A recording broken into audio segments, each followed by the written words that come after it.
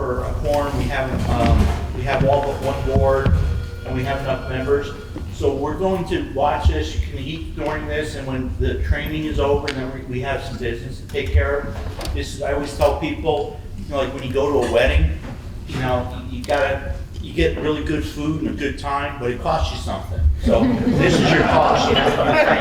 This is your penance. Or the gift, and don't forget the gift. And then I promise there'll be no dances or no dollar dances. So we're gonna be in order. He'll be recording. If you have board members that didn't make it, Pietro, I'm sorry, spit on the floor. Pietro is a graduate of Leland Gray. He lived in Newbrook up on South Wardsboro Road. Really smart person. Thank you. That's his yearbook picture. Oh, cool. Wow. He was younger than me.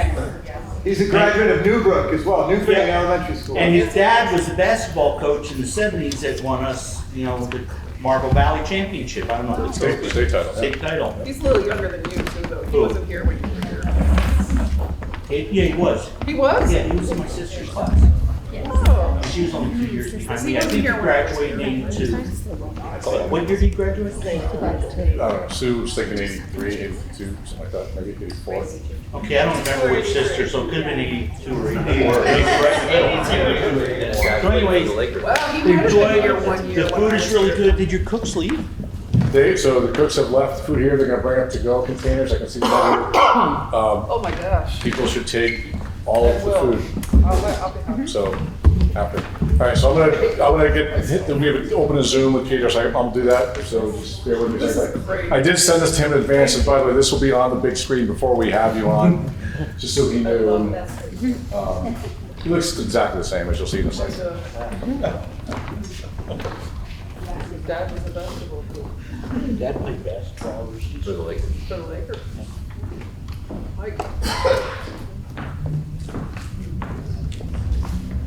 His mom was actually special She was education. special ed director.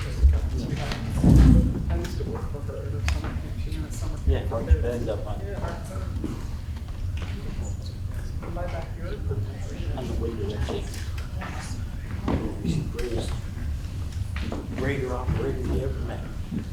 Just ask him. I can't, but he was fun. Slick. Oh.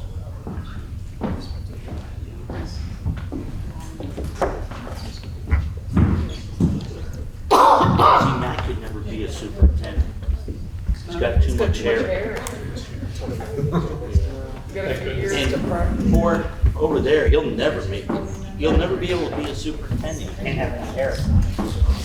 I'm not aiming that way. Not even close.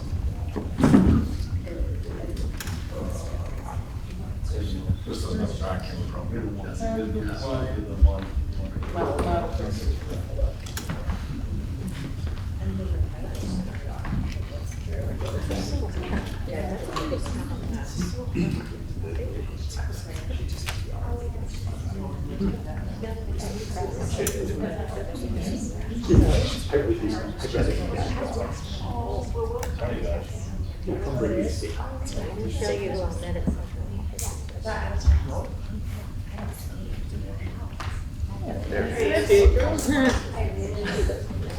Adrian, can you hear us?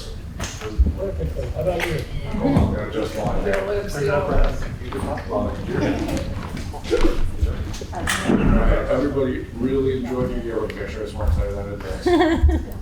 Well, I looked at it and I enjoyed it too. I can only recognize that very young man. You look the same, if you want.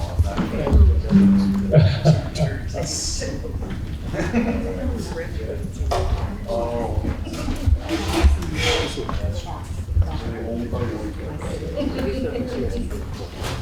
All right, so try talking now. Now I can't hear you. All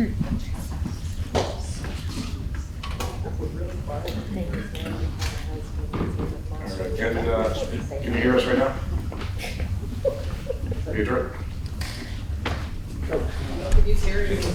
Oh, frozen.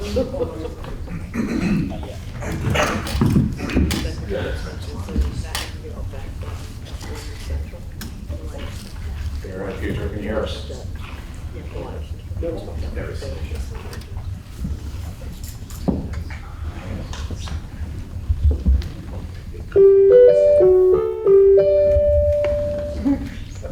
Now I can. Gotcha. All right. All right. All right. So you are, here's everybody. Pietro, say hi to everybody. Wow. Hey, everybody. How are you? All right. So I just want to tell all of you, that is where I had wood shop when I was in 7th and 8th grade. And it has changed a little bit since then. Let's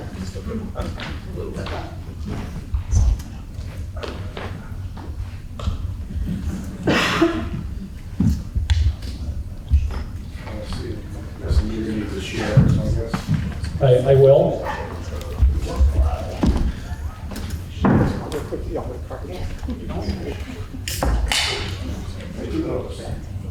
Thank you. All right, take it away. Well, so again, hello to everybody. As a proud Leland Gray alum, it's great to be back at Leland Gray, at least virtually. And thank you to Bob and the board for inviting me to do this. So let me do this. Let me put on the screen. I've got a PowerPoint presentation that I will put up. And can you all see it? Bob, can you give me a thumbs up if you can see it? Yep. All right, great. So look, we're here tonight to talk about this thing we call open meeting laws. And I understand some of you probably are expert at this and others of you probably know very little about it, but it's incredibly important to the work you're doing now as board members to make sure that you comply. I mean, I don't think I need to tell you anything you don't know when I'll say that there are members of your community who are very focused on whether you comply with the open meeting law, and if you don't, you're surely going to hear it from them. The other thing that can happen if we don't comply with open meeting law is that the Attorney General's office, in conjunction with the Secretary of State's office, can investigate and it can issue fines.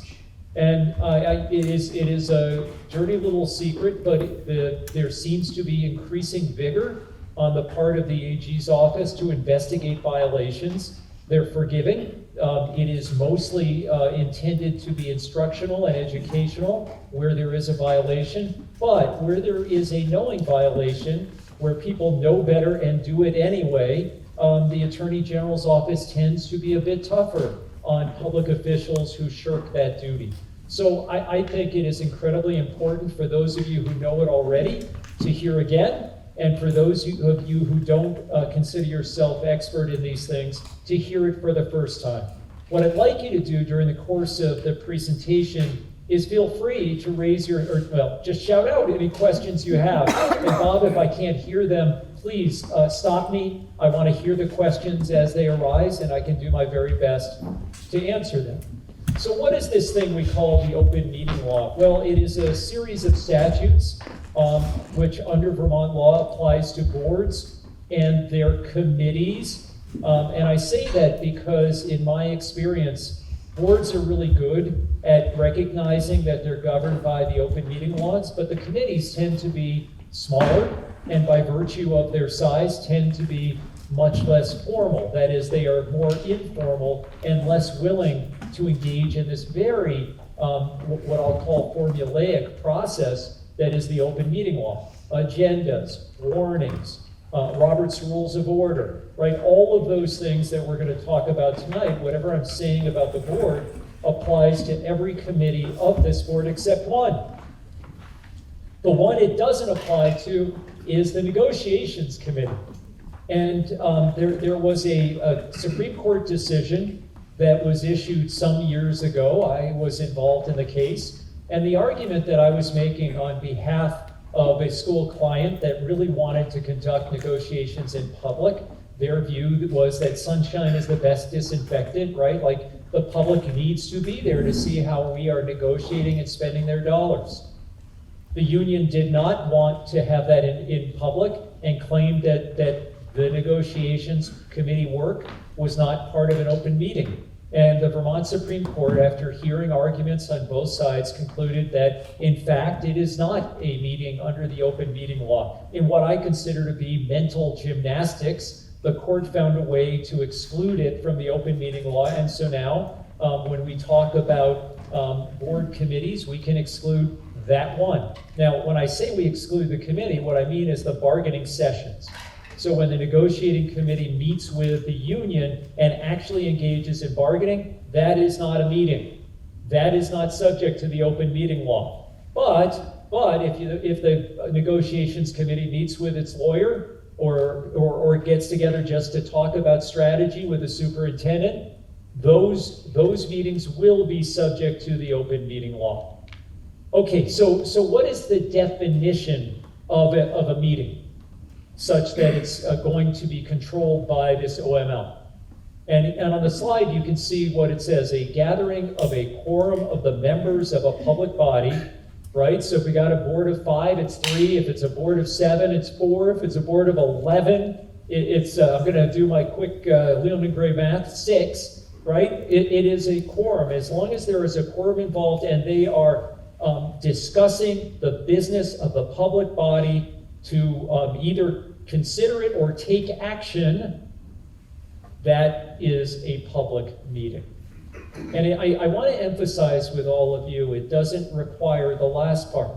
The meeting doesn't have to be to take action. It can just be to talk about something that is in the scope of what boards do. And so, of course, what that means is we have to be really thoughtful about what we talk about with other board members, what we communicate to other board members in writing.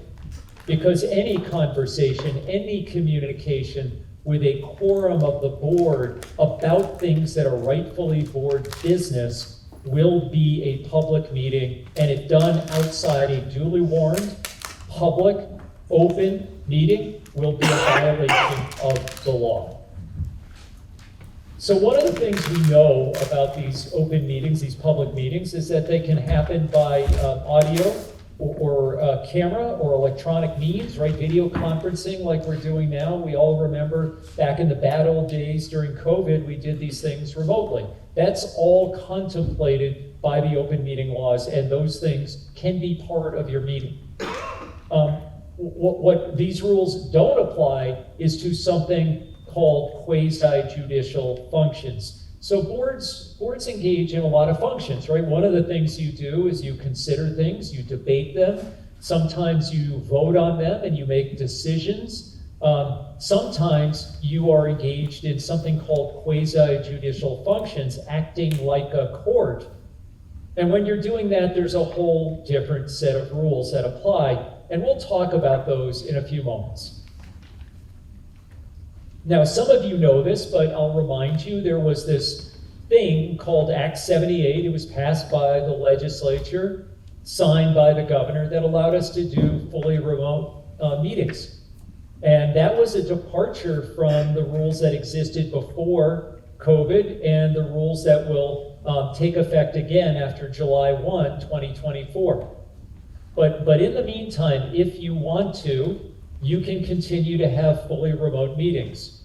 But if you do, the law is clear. Remember, the bias here for anybody, for any board under the open meeting laws is that we want to try and get the public involved. We want to be as transparent as possible. We want to advertise what we're doing. We want people to have a chance to come. We want them to be able to see us do our work. We want to make sure that the conversation, the debate that we have with each other happens in a way where people can observe, because again, the bias of the open meeting laws is that if people can watch you in your interactions with each other, somehow the process is better.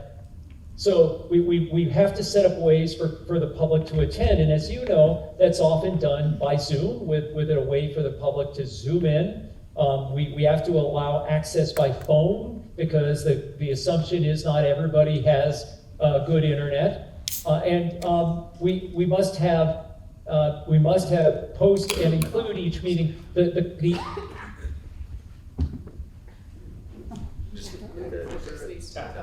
Hold on. Act 78, if we're going to do these fully remote meetings, they have to be recorded. Okay, so what are the rules after July 1, 2024 in terms of remote attendance? Well, the rules are that board members can attend via electronic means. That is okay, but there must be a locus, that is a place where the meeting occurs. So if we are going to have a meeting and we're in, Bob, is this Dutton Gym? Does my memory serve me correctly? You are correct, All right, well, if we're going to meet in Dutton Gym, then there must be room for people to attend at Dutton Gym. And there must be ways for them to hear or see the board members who are Zooming or calling in, so that there is a place where they are. And it doesn't mean that any board members have to be there. They don't. Under the rules that will exist after July 1, people can not be present. That is, board members cannot be present, but somebody from the district, somebody representing the board must be there. You know, it reminds me of a story. So I represent South Burlington, and some years ago, the superintendent had a meeting. It was at the beginning of COVID, and they wanted to have their meeting. It was important. There was important business to attend to. But none of the board members wanted to get together, and the superintendent was deathly concerned with the concept of having a meeting where people gathered together, and especially if it meant that somebody representing the district had to be in the room. But the reality was this: he had no choice. Act 78 had not yet passed, and so in order to have that meeting, we needed to have a single person in the room, and everybody else could attend in person in the room if they wanted to, or they could Zoom in, or they could call in. But under the rules, we had to have a place for people to gather. One of the things that we have to remember, whether we're doing remote meetings or whether we're doing meetings under Act 78, so partially remote meetings under the regular rules or fully remote meetings under Act 78, is that you as a member must have reliable means of communication. So this is a big problem in much of Vermont, right? We have unreliable internet in a lot of places and unreliable cell phone coverage in a lot of places. But the open meeting law is really clear. The member must be able to hear and be heard throughout the meeting. That also means you don't get up to walk away during the course of the meeting. You have to listen to all of it. You cannot take off your headphones and take a break and eat or any of those things during the course of the meeting, just as you wouldn't do that if you were present. And so the fiction is, even though you're not in the room, you are there and you treat it like you were actually in the room. So when is it a meeting under the open meeting laws? Well, as we said, when they're there to consider or talk about governmental functions, so anything that you would talk about at a board meeting or might talk about at a board meeting is something that will be a meeting.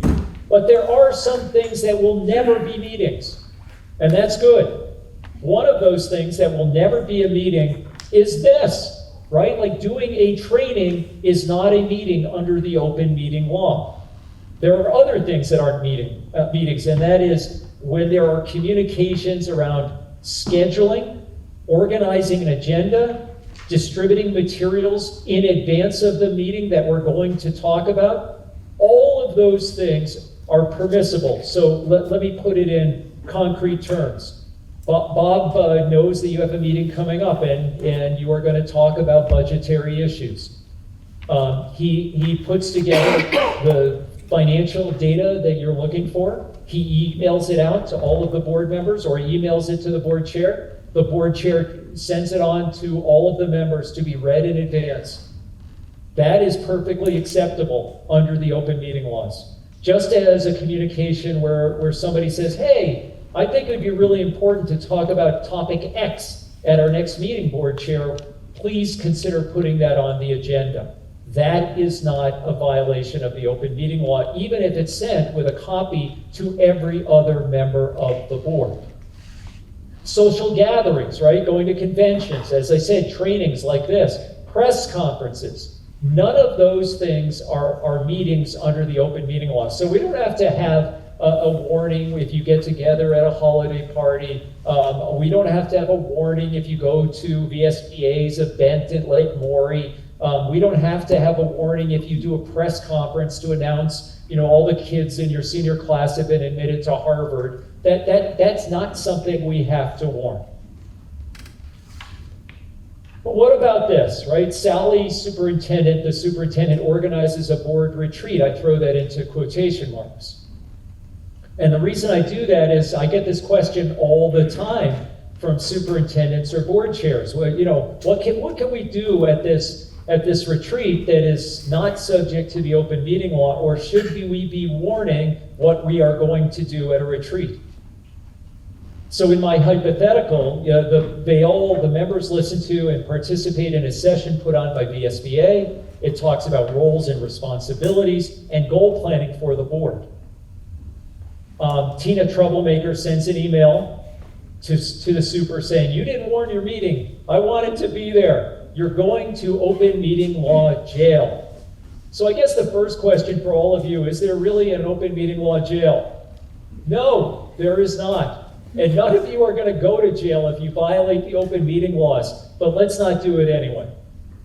So let's think a little bit, though, about this issue that Tina Troublemaker has raised with the superintendent. Do you get to talk about roles and responsibilities at a retreat without a warning and without an agenda and without having it open to the public?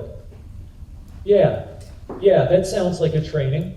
It's not specific to your board. It's the kind of thing where you're being trained, not talking about things you're going to be doing, but just talking about, how do we go about operating? What are the rules of the road? That is all outside of the open meeting laws. But the goal planning is a different thing. If we're going to talk about, what are our goals as a board, that sounds like board business. And that is the kind of thing that we should be doing at a board meeting and in public. I had a conversation today with a board member in a district, and the board member was telling me that it was really important that they do this work in executive session because it was incredibly sensitive information that they wanted to talk about.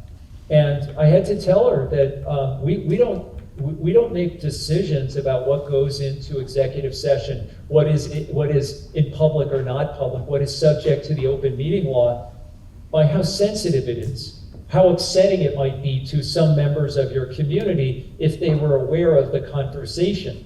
That is never the measure. And in fact, this is, I'll say it many times tonight, you are politicians. You serve on a democratic institution, and that's democratic, small d. And there will be disputes. There will be times where hard conversations have to happen. Doesn't mean you act disagreeably, but there can be disagreements, and there can be conversations where things that are sensitive are discussed, even though it may be embarrassing for some people, because that is the philosophy and that is the spirit of the open meeting laws. The default is we do it in public because the public has a right to know. Okay, so what about this? Board chair sends an email to all the board members that looks like this. Dear members, I think the principal is awful and should be fired. Here are the reasons why. He smells bad and the kids hate him. I saw him drinking on the job. Let's discuss at the meeting, okay? Is that okay? Is that a violation of the open meeting laws? Yeah, it is, right? Anytime we start talking about the substance of what it is we want to talk about, right? Not just, if what we're saying is we want to talk about a subject, that's fine. I'd like to talk about the principal's performance. That's one thing. But if we say, and here are the reasons he should be fired, and this is what I think, then we have wandered into a territory where we can only raise those issues to a quorum of the board in the meeting. Okay, and one board member replies, got it, I had similar worries, let's discuss at the meeting. Yeah, I had similar worries. Yeah, that's probably a violation of the open meeting law. Let's discuss at the meeting. That's the right sentiment. And then finally, another member forwards it to a different member. I think this is a frame job. Let's fight it. Not a violation of the open meeting law. And you sit there and you go, what? It's a trick question, right? Because it's not to a quorum of the board. And that's really the critical issue. It's only when we do, you know, I have board members who come to me and they say, well, if I reply all, is it a violation of the open meeting laws? And my answer is, if it's going to a quorum of the board, yeah. Well, what if I blind copy the board? Doesn't matter. Any communication to a quorum of the board that talks about things you ought to be doing at meetings, that's a violation of the open meeting law. All right, well, so you all go to a VSBA conference on equity in schools, right? And the program's excellent. You sit down over lunch and somebody says, that was great. Let's do a training for the teachers with this on how to implement equity. And everybody nods in agreement and says, let's put it on the agenda. That's fine, right? We're not really talking about the substance of it. We're saying it was great. Uh-oh, that's close. But saying let's put it on the agenda, not a problem at all. All right, so remember, I don't know, 20 minutes ago when I talked to you about this thing called quasi-judicial functions? Yeah, what are those? Well, this is what they are. It's where you as a board are acting as a court by adjudicating rights of parties who appear before you, right? You're making decisions about what happened and what you will do in terms of consequences for those actions. Or you're making decisions about other statutory rights that people in your communities may or may not have. And what we know is that when you do those quasi-judicial functions, when you work in that capacity, you have to do it under constitutional concepts of due process. And I'll tell you what that is in a moment. But it's really important for us to remember that is a special set of circumstances. The universe of quasi-judicial issues you're going to be dealing with, I'll talk about those in a moment. But the bottom line for you is that's where you start thinking that you're acting like a judge. How do judges act? Well, what we know is judges keep apart.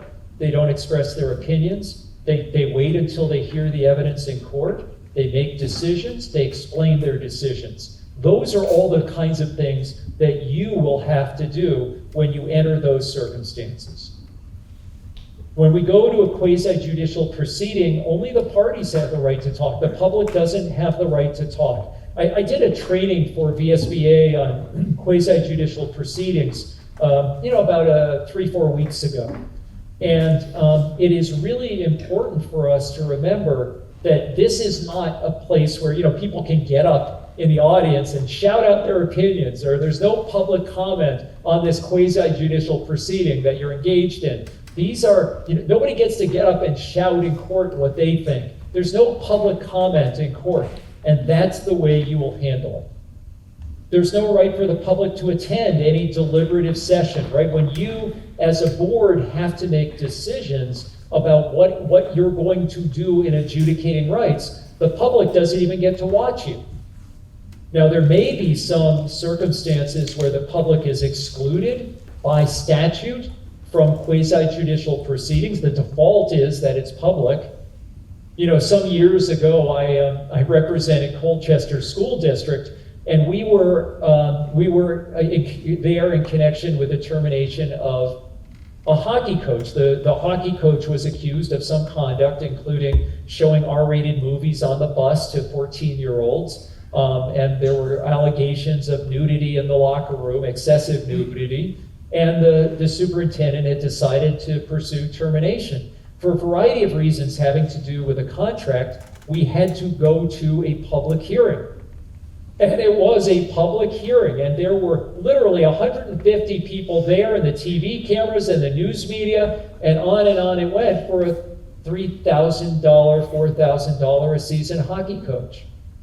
But it was incredibly important for the board to act in a way that looked, sounded, and smelled like a judge. When the board was done hearing the evidence, it went into what is called deliberative session. That's what you would do, and you make a decision. Once the decision is made, it needs to be in writing, and that becomes a public document. So what is this concept of due process that you have to think about when you're acting as a court, quasi-judicial function? Well, what we know is this, that people who come before you should know in advance, what is the allegation against me? And it must be with specificity. It's not okay to tell somebody, hey, we're going to take you to the board on a termination proceeding, and by the way, you did bad things, but we're not going to tell you what it was.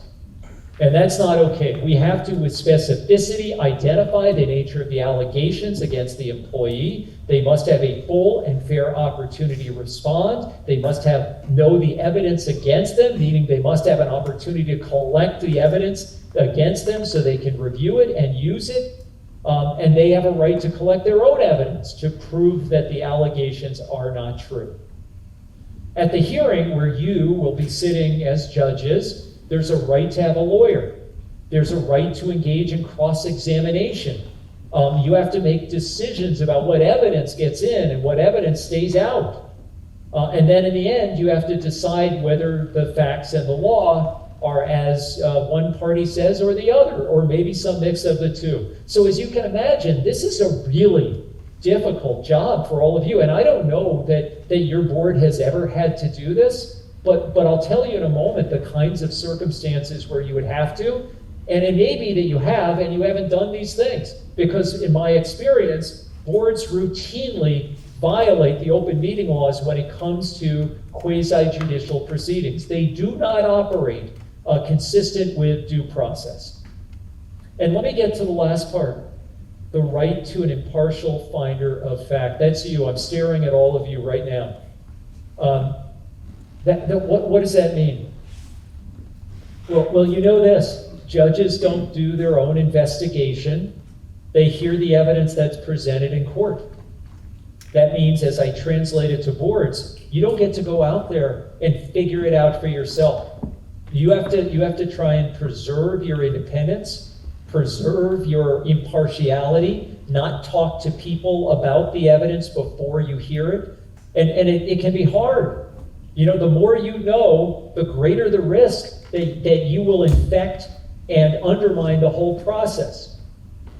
So it's really challenging as board members to try and limit as much as you possibly can information coming to you outside of a hearing where it might undermine your ability to then be an impartial and a fair decider of fact.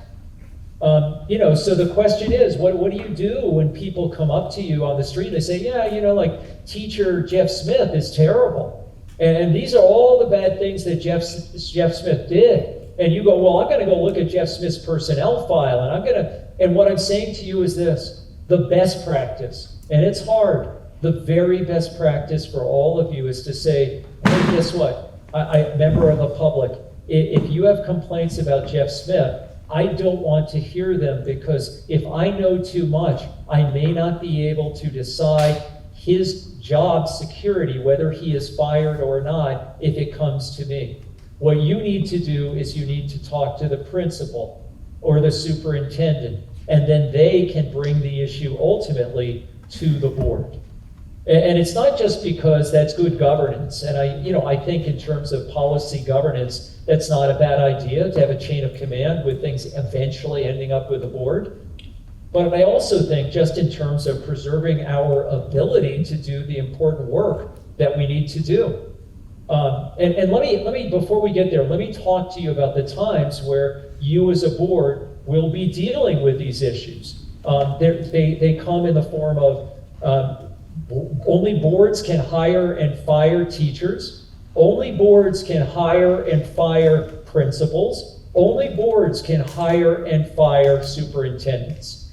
So as a result, if there is going to be a termination, potentially a termination of any of those people, the board will be having to do that, and it must act in a quasi, or may act in a quasi-judicial capacity.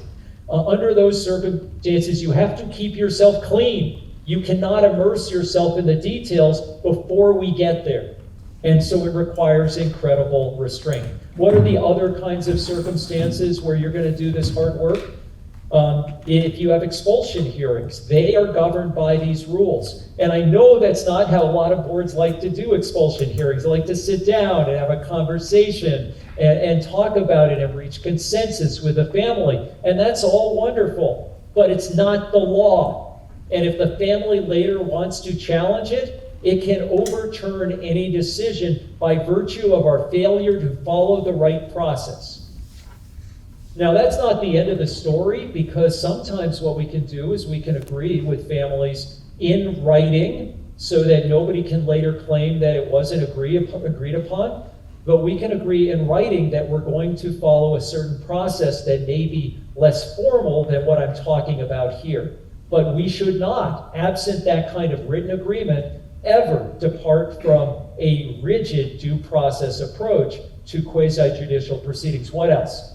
Residency hearings, right? My good friends up at Stratton, right? They have a lot of residency issues because guess what? Everybody wants to live in a choice town so they can send their kids to the Stratton Mountain School or Northfield Mount Hermon or wherever that place is. And so, you know, that is going to be a quasi-judicial proceeding, and it requires a lot of the formality that we just discussed. All right, so how do we protect the public's right to attend? And I don't use this this title as a mistake, right? I don't use it lightly. This is something that I think is incredibly important, is that we make sure that the public does have a right to attend, and we protect that right by doing the things that the statute requires us with fidelity. Well, we know this, that the decisions, every board decision must be made in open session, except for these quasi-judicial determinations I talked about earlier, right? Everything has to be done in open session. We may talk about things in executive session, but every vote, every decision must be an open session. We have to have an agenda. And folks, if it ain't on the agenda, you should not be talking about it. What? I get a lot of pushback from boards about this. Well, we wanted to, if somebody has a brilliant idea, we should be able to talk about it. And the answer is no. If you have a brilliant idea, save it. Put it on the agenda. Get to it next time around. And I want you to think about it this way. Agendas are like previews of coming attractions, right? They tell us what the board is going to do. And what it does is it preserves the public's ability to look at a document and say, oh, look at item number 3. That's something I really care about. I'm going to show up. And if we just raise things that aren't on the agenda, what are we doing? We're cheating people in our communities of the ability to come and observe and maybe even participate in the conversation around those issues. And I use the conversation very loosely because you should not be having conversations. That is not the responsibility or the function of boards. But I really want to emphasize that you need discipline as a board. Board meetings aren't conversations. Board meetings are very formal proceedings that require you to only talk about things that you have advertised that you will be talking about. We have to warn these meetings, right? People have to know when they're going to be. And there are ways to do it where it's easier. If we have regular meetings and it's adopted as a resolution, we don't have to do warnings. Otherwise, we need to warn. And so, for example, if we're going to do a special meeting, we have to warn. If we're going to do an emergency meeting, we have to warn. If we can. And so what is this distinction between an emergency meeting and a special meeting? My example is this. Years ago, I was a younger, much smarter lawyer than I am now. And there was this superintendent who used to call me at night and swear at me. And you could always, during the day, he was the nicest guy in the world, but at night, he would, get in his cups, and he'd call me up, and he was kind of a mean drunk, and he would yell at me. And he did that with other people too, like the board chair and employees of the school. And eventually the board realized that they had a big problem on their hands. And they called an emergency meeting. And the answer is no. We don't get to do emergency meetings for really pressing issues. Emergency meetings are for things like the school burned down. There was an earthquake and the school fell down. The heat is out and we're gonna have to figure something out. Like those are the kinds of things that get an emergency meeting, which can go unwarned. Special meetings, that's a different animal entirely. That's the superintendent is calling your lawyer drunk at night and screaming at him. That might not even get a special meeting, but calling employees and doing the same thing does. So I would caution you, let's always default if we can to the meeting that gets a warning out so that people can, if they care, know about it and show up. So when we get to this meeting, we're having our meeting, we know what an open meeting is, we know what we need to do to advertise it, and so then when we get to our meeting, the question becomes this: who gets to say what? What we know is this: the public shall be given the reasonable opportunity to express its opinion, and this is in bold, on matters considered by the public body during the meeting. That's in the open meeting law. But we have under Title 16, there's this whole set of laws that are specific to school districts. And it says that only people who reside within the district get to talk at the school board meeting. And it raises a really interesting question. I don't know of any litigation with court decisions on this issue, but like who is it that can we say to somebody, well, where do you live? And if they say, well, I live in Dummerston, then we can say to them, sorry, you don't get to talk. We're not going to kick you out of the room. You can sit and watch us, but you don't get to talk.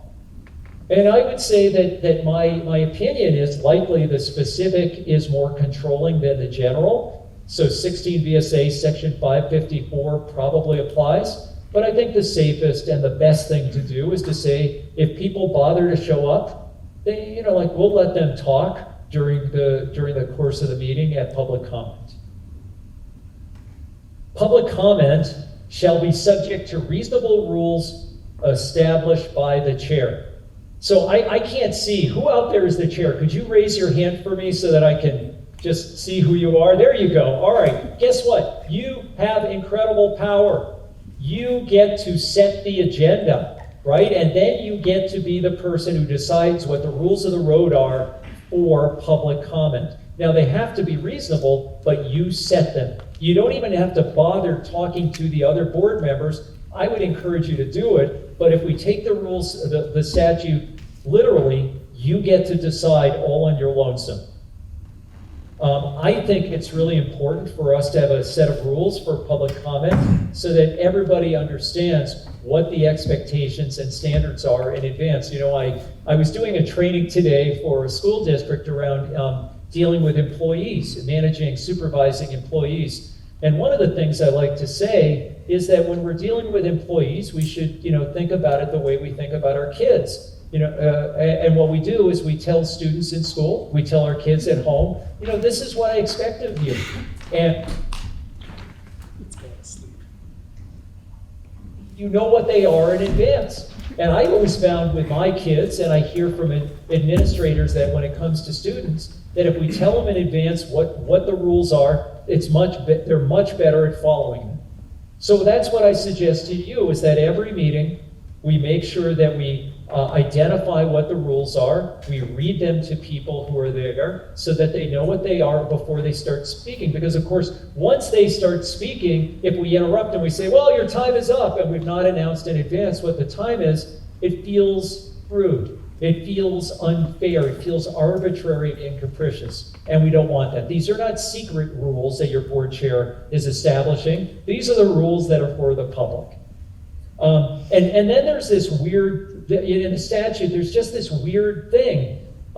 people may request from you a written response on matters considered by you where you explain, this is why we did what we did. And I've often thought that that's a really weird statutory provision, because I don't know how we can get 5 or 7 or 11 people to explain in a single letter why they did what they did. They're probably, if there are 11 people, there are at least 7 different reasons. And so I've never quite understood how we can make this work, but I have gotten those requests. Dear board chair, please explain why you voted this way on this issue. And under the statutes, we have to promptly respond.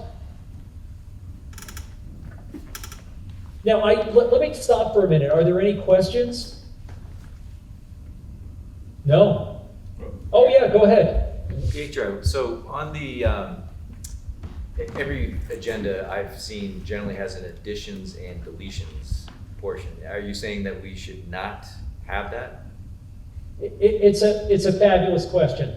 So additions and deletions is really just saying amending the agenda. And I think it's later on in a slide. If it's not, I'll just tell you about it now anyway. Under the open meeting law and under Robert's Rules of Order, you're allowed to amend the agenda at the meeting. But it has to be before you start working your way through the agenda. It has to be the first item of business. After that, you cannot change the agenda. We're stuck. And I would say to you, just as a matter of best practice, I don't love the idea of changing agendas at the meeting. And the reason is this, it's what I said before. It's just not fair to the members of the community who want to, if they want to know what you're talking about, they want that opportunity to show up. And if we pull the switcheroo by including new items that people might be interested in on the agenda at the meeting, there's really no full and fair opportunity for people then to mobilize and show up to the meeting and express their opinions if they want to. So yes, you can do it. Yes, it's legal. And there are times where I've advised boards to do it, and I've seen boards do it, but I don't consider it the best practice. All right, so what are the reasonable rules for public participation? Or more importantly, what are they not? Boards are sensitive, and sometimes what they do is they say, well, we're not going to let you talk about certain things. I've heard them say, we're not going to let you attack our employees. We're not going to let you attack us. We're not going to let you talk about specific students. Those are confidential matters. And my response to that is, sorry, that's not how it goes. Public comment is anything they want to talk about that they think you need to know about. We can limit the time. We can limit civility, right? We can say there can't be profanity. We can tell people they don't get to yell and scream. But when it comes to the substance of what they're saying, we cannot limit it just because it's the kind of thing that we find sensitive, or the kind of thing we would prefer to remain confidential. We can limit repetition if we want to, right? If I come up there, like my son used to do and repeat myself again and again because I think it's going to get me my way. No, you don't have to tolerate that, and the board chair can shut that down and say, no, we've heard you, but you're repeating yourself, you are finished. Now, one of my pet peeves is that I know my boards, and they do things that are constitutional violations. Like we like old Frank. He comes in and he comes to a lot of meetings and we like him and he's super supportive of the board and he says good things about us. And so we let him go on for 10 minutes. But Sally, we don't like her. She's super critical of us and she says mean things. So we're going to hold her to these rules. No. We have to be really, as they say, content neutral. We have to make decisions in the same way every time, or we have violated people's constitutional rights, and we are subjecting ourselves to liability and financial exposure. So again, if we're going to come up with a set of rules, we have to be strict about how we apply them, and it can't, no matter whether we like or dislike the people during public comment, we have to apply them to them in a way that's content and person neutral. So what are those rules? Here's some rules that, this is the sample rule that I suggest that you use. And I don't remember if I've sent this to you in the past, but I like it, right? You know, tell everybody, you're all gonna get a chance to talk to the board. You'll have 3 minutes. That's a lot of time, by the way. I know I've been droning on for 50 minutes, but 3 minutes is a long time, and most people are able to say what they want in 3 minutes. We tell them about civility and profanity, and this is the most important part. Guess what? You don't have to, and in fact, my advice to you is during public comment, you do not respond. That is not what public comment is for. It's not a conversation. Your job during public comment is to hear and listen and take it in and process, but not to respond. And it's really hard. People come and they say, I demand an answer to my question. And we all feel compelled to respond. But if we tell them in advance, we will not be answering questions, because this is not a question and answer session. This is public comment. It is one way. And when you and as the board begin to do your business, you are directed toward each other, right? The board chair is the one who directs the conversation. The board chair recognizes people. They make their comments to the board chair or to the board generally, but it is not a conversation with the audience going back and forth. It's not question time in the British Parliament. That's a totally different animal. And that's really hard, because we want boards want to feel welcoming and generous and make people feel good about showing up. But if we are going to act in a way that's consistent with the law, that's not a conversation. There's no mechanism for that under the open meeting laws or Robert's Rules of Order. And by the way, number 5 here I think is really important. Every speaker is expected to identify themselves by announcing their name and place of residence. You know, there's nobody who gets to come to these meetings and anonymously say things, throw bombs at the meeting. Everybody gets outed. And if they feel strongly about their position, they should be willing to stand by it by identifying those 2 pieces of information. Now, sometimes you do that by having a sign-up sheet for public comment period. If you want to talk, you have to identify yourself. We'll put you on the list here, and we'll go down the list one at a time.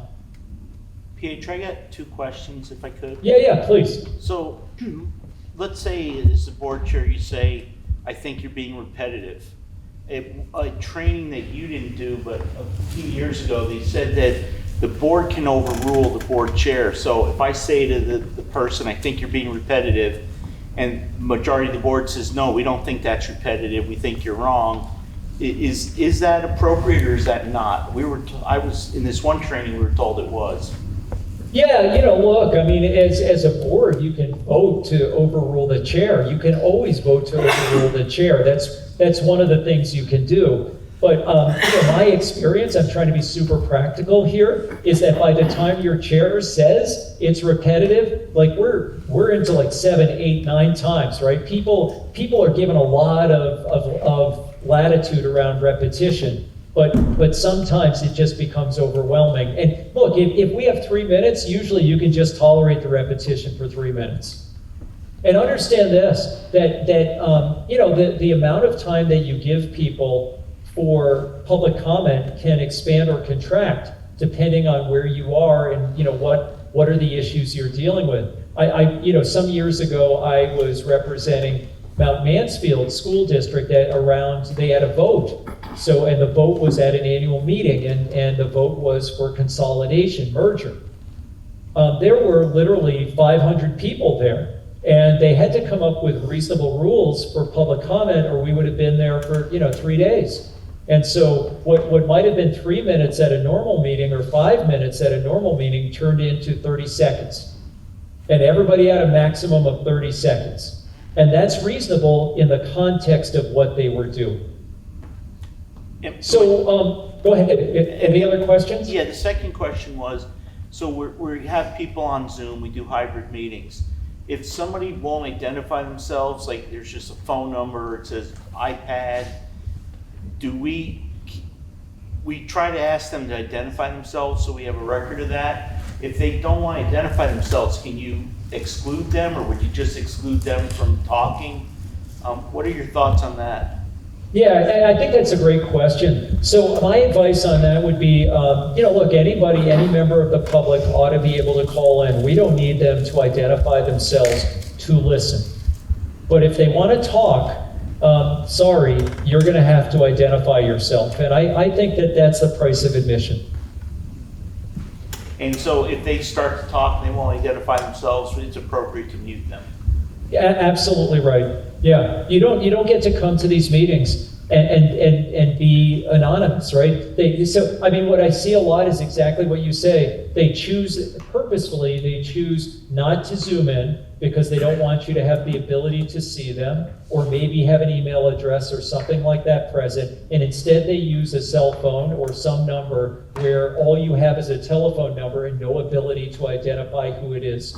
My advice is consistently, under those circumstances, they don't get to talk unless they're willing to identify themselves, name and place of residence. I think both of those things are important. And the reason place of residence, I think, is important is you need to know if it's one of your constituents, right? If it's a member of your community, that matters, because those are the people who elected you to this position. If somebody comes from Atlanta because they're transphobic and they want to tell you all the bad things about trans people, that's fine if you want to let them talk at public comment, but it's good to know that they're not from Vermont and they're not from one of your communities. Thank you. Okay, so yeah, who and what gets on the agenda, right? So the prior slide, I'm not going to spend a lot of time on it, but one of the things that I would say to you, it sort of dovetails in the question that was just asked. There are a lot of boards that allow people to use the chat function, and my advice is no. My advice is, that's like somebody coming to one of your meetings and shouting, saying, "Hey, what about this?" Right? Like, no, what we want is for people, we want to keep this orderly, and the way we do that is we have public comment, people get to say what they want then, and the chat function, let's disable it when we're doing a remote meeting. So who and what gets on the agenda? So Barbara Busybody wants to discuss her concerns, and Barbara lives in a lot of communities because I get a lot of calls about people like Barbara. She's got concerns about a teacher. She's been after you, the board chair, for months, and very agitated. She has a right to speak, and she wants it on the agenda. She demands the board respond right now. What do we do? Like, what right does the public have to insist on agenda items? None. That's the law, right? It is up to the board in the first instance, board chair, and then in the second instance, it's up to the board itself at the outset of the meeting if it wants to amend the agenda. There is no role for the public, and as much as somebody may demand it or insist, if you in your discretion as a board decide that it's not the kind of thing you want to talk about, your time is valuable, there are a lot of issues that you want to discuss, you can tell Barbara, look, we disagree, we're not putting it on the agenda, and if you want some control over this, run for this position. Be on the school board. That's how you get the authority to do this thing. I would say this, it's really one of the trainings I also do is on board roles and responsibilities. It's a little bit different than what we're doing tonight, but what I tell people all the time is, this is not direct democracy. Almost every issue having to do with a school district is decided by the board. And if you don't like what your board's doing, then it's incumbent on you as a community member to elect someone else. But during that time that board members are on the board, they have the authority, whether the community likes it or not, to do what they want.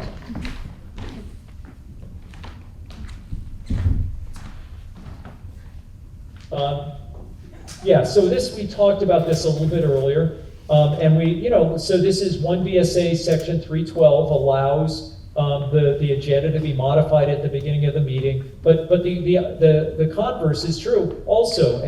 Once we're through the beginning of the meeting, we don't get to change it. And so I got a slide a little bit later on, and I guess I should just raise it now because this is a good place to do it.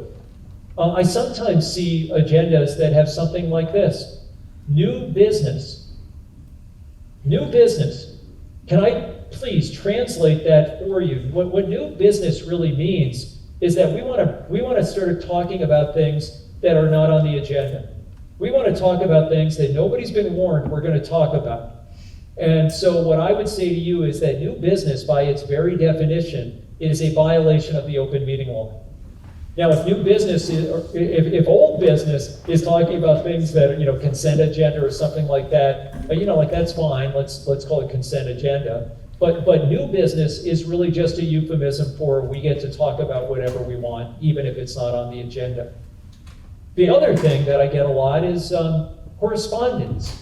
A lot of boards have this agenda item called correspondence, and that's where people send emails to the board where they're really mean. And they want the board to read it into the record or into in front of the community while they're there, or record it on community access television.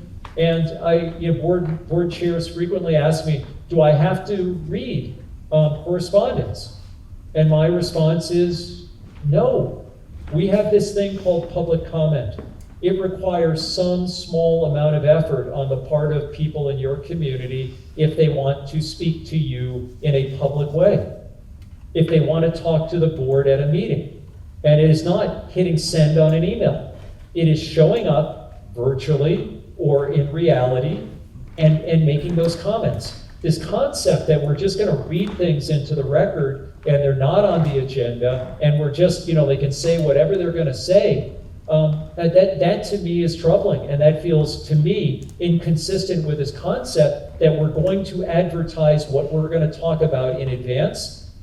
And in addition, public comment is the time where people get to say what they want. That's the time where people get to be, they are accountable for what they say because they have to appear, they have to tell you who they are, and then they have to have the courage to say it to your face, whatever it is they want to say. And I discourage you from reading correspondence to the board and the public at meetings. I don't think there's any place for that. So, what about this? Board wants to talk about Peter Principal's job performance. We're kind of veering into executive session stuff. And the agenda says that the executive session will be regarding a confidential personnel matter. Is that enough? No. What I would say to you is this. We need to have greater specificity when we talk about agenda items having to do with executive session. We tend to obscure it, and what I would encourage you to do, so for example, if we're talking about Peter Principal, or Patty Principal, I would say executive session regarding the performance of an administrator. We've not outed who it is, but we have notified the public in the agenda with greater specificity so they can challenge us if they want to exactly what it is we're going to do. I think it's incredibly difficult for anybody to challenge an entry that just says confidential personnel matter. What does that mean? If we have greater specificity, it's greater transparency, and it preserves our ability to go into executive session without later being challenged in court. So here is an example of agenda best practices, right? Like if we're talking about the status of the equity task force, we want real content in the agenda so that this really is this preview of coming attractions for the public. We'd like to include how long we're going to be doing it so people can pop in if they want to. We want to include the date, time, and location of the meeting. And recognize the agenda can change within an item called, I call it agenda adjustments to agenda. You can call it additions or subtractions. And we talked about these issues a few moments ago. So, all right, we talked about agendas, we talked about who can say what at meetings. Now let's talk about minutes. So let me say this about minutes. It is funny. It's almost an afterthought, minutes, but what I will tell you from a lawyer's perspective, minutes are incredibly important. They are the official record of what you said and what you did. And there may be a recording, But the meeting minutes are the official record, and you will be bound by them in all eternity, in litigation. And so I would say to you that it's really important for us to make sure that those documents serve our interests, both in telling the public what we did, right? Agenda tells them what we think we're gonna do, and then the minutes will tell the public what we did. We'll tell the courts what we did. So the law is we gotta have them for all of our public meetings, and remember, committee meetings too, right? There have to be minutes. And here, this is what they have to cover. Topics and motions that arise at the meeting and give a true indication of the business of the meeting, right? So they have to give a true indication of the business of the meeting. That means probably greater rather than less specificity, greater rather than less detail. Not a transcript, but something that would give people who read it a real sense of what happened at that meeting. Mandatory information includes all the board members who were there, who were the active participants, including people at public comment, motions, proposals, resolutions offered, and how the board dealt with it. The results of any vote with a record of individual votes if a roll call vote is taken. So those are the things we need to know about minutes. And it is important that we review them and we make sure that we do it in the right way. So I know we've been talking about this stuff for a bit. I told you I'd be an hour. I'm going over a little bit, so bear with me. Let's talk about executive session. And this is an area where boards make mistakes a lot. Let me back up, and I did a training for the Brattleboro board not too long ago around executive session, because there were some really significant questions about, when do we do it, how do we do it, what's right and what's not right. The statute having to do with executive session really breaks it out into two kinds of executive session. One kind is the kind where a specific finding is required. These are topics where, maybe we can talk about them in public. Maybe they're not that sensitive. But if we make a specific finding that general public knowledge of those things would place somebody at a substantial disadvantage, then yeah, we can go into executive session. And here's a list of the things they are: contracts, labor relations, agreements with employees, arbitrations, mediation, grievances other than tax grievances, pending or probable civil litigation, confidential attorney-client communications made for the purpose of providing professional legal services to the body. Those are the things. And if talking about those things would put either the board, the district, or somebody else at a substantial disadvantage, we get to do it in executive session. But if not, we don't. And, this finding that you're making is not inconsequential. It's not insignificant, right? It is a substantial disadvantage, not a slight, not just a bit of a disadvantage, a substantial disadvantage. And so I would encourage all of you, when you're making that determination, to think about, what is this disadvantage, and does it seem like, that's a, substantial one, a real one? And if so, yeah, we vote to go in executive session. And if not, let's do it in open session. Sometimes I get questions about, their board disagreements, and we want to talk about a board member who appears to be going rogue. We want to do that in executive session, and my response is, sorry, there's no mechanism for that. If you have disagreements about how you ought to behave, then get it on the agenda, have a meeting, talk about it, and do it in open session. And it feels uncomfortable, it feels confrontational, but that, again, that's the default. That's the bias of the open meeting laws, is we don't get to do our business in secret. Most things, almost everything, we do in public. So what is the other kind of executive session? The kind where the law presumes it's so secret, so disadvantageous, that we always get to do it in executive session. We don't have to make any finding. Well, this is what they are. If we're negotiating real estate deals, that's one thing. I don't think we do that very often. But this one we do. the appointment or employment or evaluation of a public officer or employee, provided that the public body shall make a final decision to hire or appoint in open session. And you will explain why you did it in open session. What does that mean? Well, let's say for a moment we're doing a principal search, right? Leland Gray's principal falls down dead, and we need to hire a new principal. And we collect our resumes. We look at them in executive session. We interview the employees or the prospective employees in executive session. And then we come out and we vote on who it is. And then we explain to the public why we chose the person we chose. That is what is required. You know, I recently, I represent a school district that's engaged in a superintendent search. They have an interim superintendent, and there is a member of the public that is demanding all of the resumes that have been collected for this process.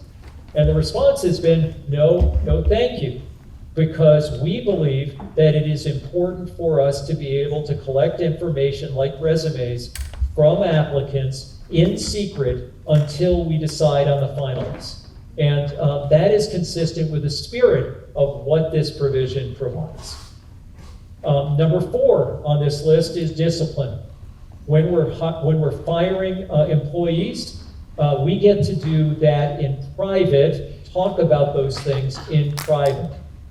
But nothing in this section shall be construed to impair the right of the employee to have a hearing if formal charges are brought. And so what do you say? What is this all about? I'll give you an example.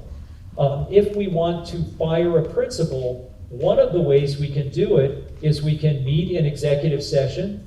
Your crackerjack superintendent can present information about why you should or should not terminate the principal. You come out of executive session, you vote to terminate, and then by statute, after that, the principal can demand and have a quasi-judicial proceeding in front of you where you get to decide whether there really is just cause sufficient to support the termination of that employee. Number 5, if there are issues where there's a clear and imminent peril to public safety, right? Like, security plans. So we don't want people to know our security plans in advance. You get to do that in executive session. And if you're going to talk about records that are not public records, like student records, student matters, you get to do those in executive session. So anyway, those are the items, and the way we need to think about it is this: there's one set that are, we got to make a finding because, without that substantial disadvantage, the public has a right to know. And then the other set is the presumption that is that they're so sensitive that you should be able to, without any finding, go into executive session with a vote, right? It's not just, we're going, there needs to be a vote. So what about this? John Smith wants to challenge the superintendent's residency determination and present sensitive information about his daughter's emotional condition to the board, right? My daughter has this emotional condition, therefore you should consider her to be a resident. And the answer is this: no. There's nothing in the rules that says that on a residency determination you can do it in executive session. In fact, any residency determination must be in public. Why? Because the public has a right to appeal any decision by the board. Crazy, right? Any member of your community can appeal a residency decision to the agency of education. The board is preparing for negotiation and has asked a lawyer to explain the current contract, how it works, and its application to the school. And the answer is yes. That can be an executive session issue. Strategy, legal implications of what it is you're going to do in terms of negotiations, that is all something that can be executive session. And then the board wants to talk about the settlement of a lawsuit that it recently resolved.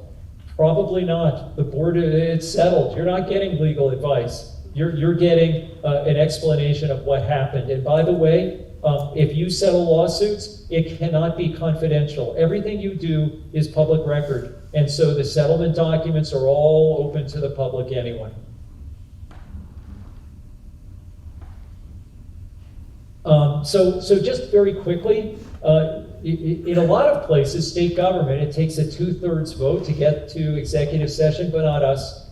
It's just a majority vote. It's important that the motion indicate the nature of the business in executive session. And of course, there has to be in the motion a specific finding. Now, it can be all in one motion, or it can be in two separate motions. That's up to you. A lot of boards have a lot of different ways of dealing with this. And remember, we don't get to make any decisions in executive session. We have to come out of executive session. One of the things that's really hard in executive session is having message discipline, conversational discipline. A lot of times what we do in executive session is, we start drifting into other areas. I was in an executive session not too long ago, and like last night, and the board was asking me about one subject, which was warned, and they raised a different subject that was not. And very quickly, a board member said, oh, that's not on the agenda. I didn't answer the question. And that board member was absolutely right. That was not the reason to go into executive session, and that requires its own independent agenda item and vote. We don't need to take any notes in executive session, but if you do, they are exempt from the Public Records Act. But you also don't get to destroy them. If you take notes, they become public records, and we have to turn them over to the administration, and they need to be kept. Almost done. Bear with me. What about confidentiality? You do have an obligation to keep things confidential in some very specific areas. You're going to be subject to or have access to employee personnel matters, and we have to keep those confidential. And we have to resist the temptation to talk about them with constituents. If we don't, then we run the risk of defamation lawsuits. We run the risk of eliminating our ability to serve as impartial quasi-judicial actors. We need to be incredibly careful. Student matters, they're protected by FERPA. And the only time you ought to be told about confidential student matters is if you have to be. If there's a disciplinary matter that's coming to you for an expulsion here. But otherwise, mostly, it's none of your business. Mostly, the federal law says you as board members should not know. And then, of course, executive session matters, those should be confidential. I get this question from many boards. What do we do when one of our members starts talking about confidential matters in a public way? Well, one of the things I know is that there's no way for any board to remove any member. We're stuck. Better or worse, all members get to serve out their terms if they want to. But what I strongly encourage is that, the way, when I was at Leland Gray, the thing that worked most with me was peer pressure. And I would say the same thing to all of you. You as board members can bring peer pressure to bear. You can have a conversation where you develop understandings, mutual understandings about, how are we going to behave? What is the right thing to do? What are the things we should not do? And why shouldn't we do them? And I think that in my experience, mostly works. There's some board members who, no matter what you do, are going to do whatever they want. And those board members are rogue. And there's very little we can do. There's some things we can do, but they're unpleasant. And so better to try and work together as a group to get to a place where you have a mutual understanding. But there is no perfect outcome here. There's no lever where we can dismiss from the board somebody who is behaving in a way that we all consider to be antithetical to our obligations. So I'm going to finish up with this, conflicts of interest. I had a conversation not too long ago with a board member who was trying to figure out, where does this line get drawn? And I always refer back to the VSBA policy because I think they do a really good job of identifying what is a conflict of interest and what is not. And what I would say to you is that a conflict of interest is where the board members' private interests are implicated. Not where their interests as a member of the board or a member of the public are involved. Like I have a position on tight budgets for schools. That's perfectly legitimate. But if we're talking about, well, my wife is a teacher and I want to increase teacher salaries, I would suggest to you that that's a very clear conflict of interest. Yeah, my daughter comes to us on an expulsion hearing. That's very obviously a private interest. But more broadly, you know, how do I have a spouse who's a teacher and I'm working on developing the budget for buildings and grounds? No, I mean, at some level it has an impact on the teacher because the teacher is going to be working in the building and on the grounds. But it is not a private interest that's at stake. That is much more a public interest. And what Pietro, about this? Yeah, go ahead. just real quick, because something came up recently. So you're gonna have an executive session on something, and you get into executive session, and a board member says, I may have a conflict, so I'm probably not gonna vote, I'm gonna abstain, but I wanna hear what's going on. So are they allowed in the executive, I mean, it seemed kind of weird that they're gonna sit through the executive session where they're kind of saying they think they may have a conflict, or not sure if they have a conflict, and they, No. So let me respond to that. You anticipate what I think I was going to say maybe on the next slide. It's an awesome question. How do we deal with conflicts of interest? And my advice to all of you is this: if you legitimately have a conflict of interest, get up and leave. Right? That means there is nothing you can do in that process that is not tainted. So the way to deal with that is to acknowledge, announce the conflict, describe what it is, and then absent yourself from the room. Because, you know, there are a lot of ways for us to communicate. There is something we call nonverbal communication. And the goal of dealing with somebody, dealing with a conflict, is to get out of the dynamic that exists around debate. Right? So sitting in an executive session and listening also includes things like responding, not verbally, but non-verbally. And so I think the cleanest and the best way to deal with a conflict of interest is to get up and leave the room. I'll give you an example. I serve on a board, and it's a business. And the business was dealing with one of my personal issues. I am board chair. And the way I dealt with that is to get up. My vice chair became the chair. I left the room. I asked to be brought back in after the board resolved the issue. I think that's the way to deal with it, because that's the approach that has the greatest amount of integrity. That lets you and the member say to the public in a way that's convincing, I was not involved. And that's what is contemplated where there is a conflict. Does that answer the question? Yeah, but let me go a little further. The board can't say to somebody, like, we can't be a 7-member board, 6 of us say to Joe sitting over there that we think you have a conflict, your wife works at the school, and we're talking about contract negotiations that will affect her salary. Isn't it the board member has to determine, there's no way for the board to say that somebody has a conflict. It has to be the member themselves that states they have a conflict and leave on their own. There's no way to force them out.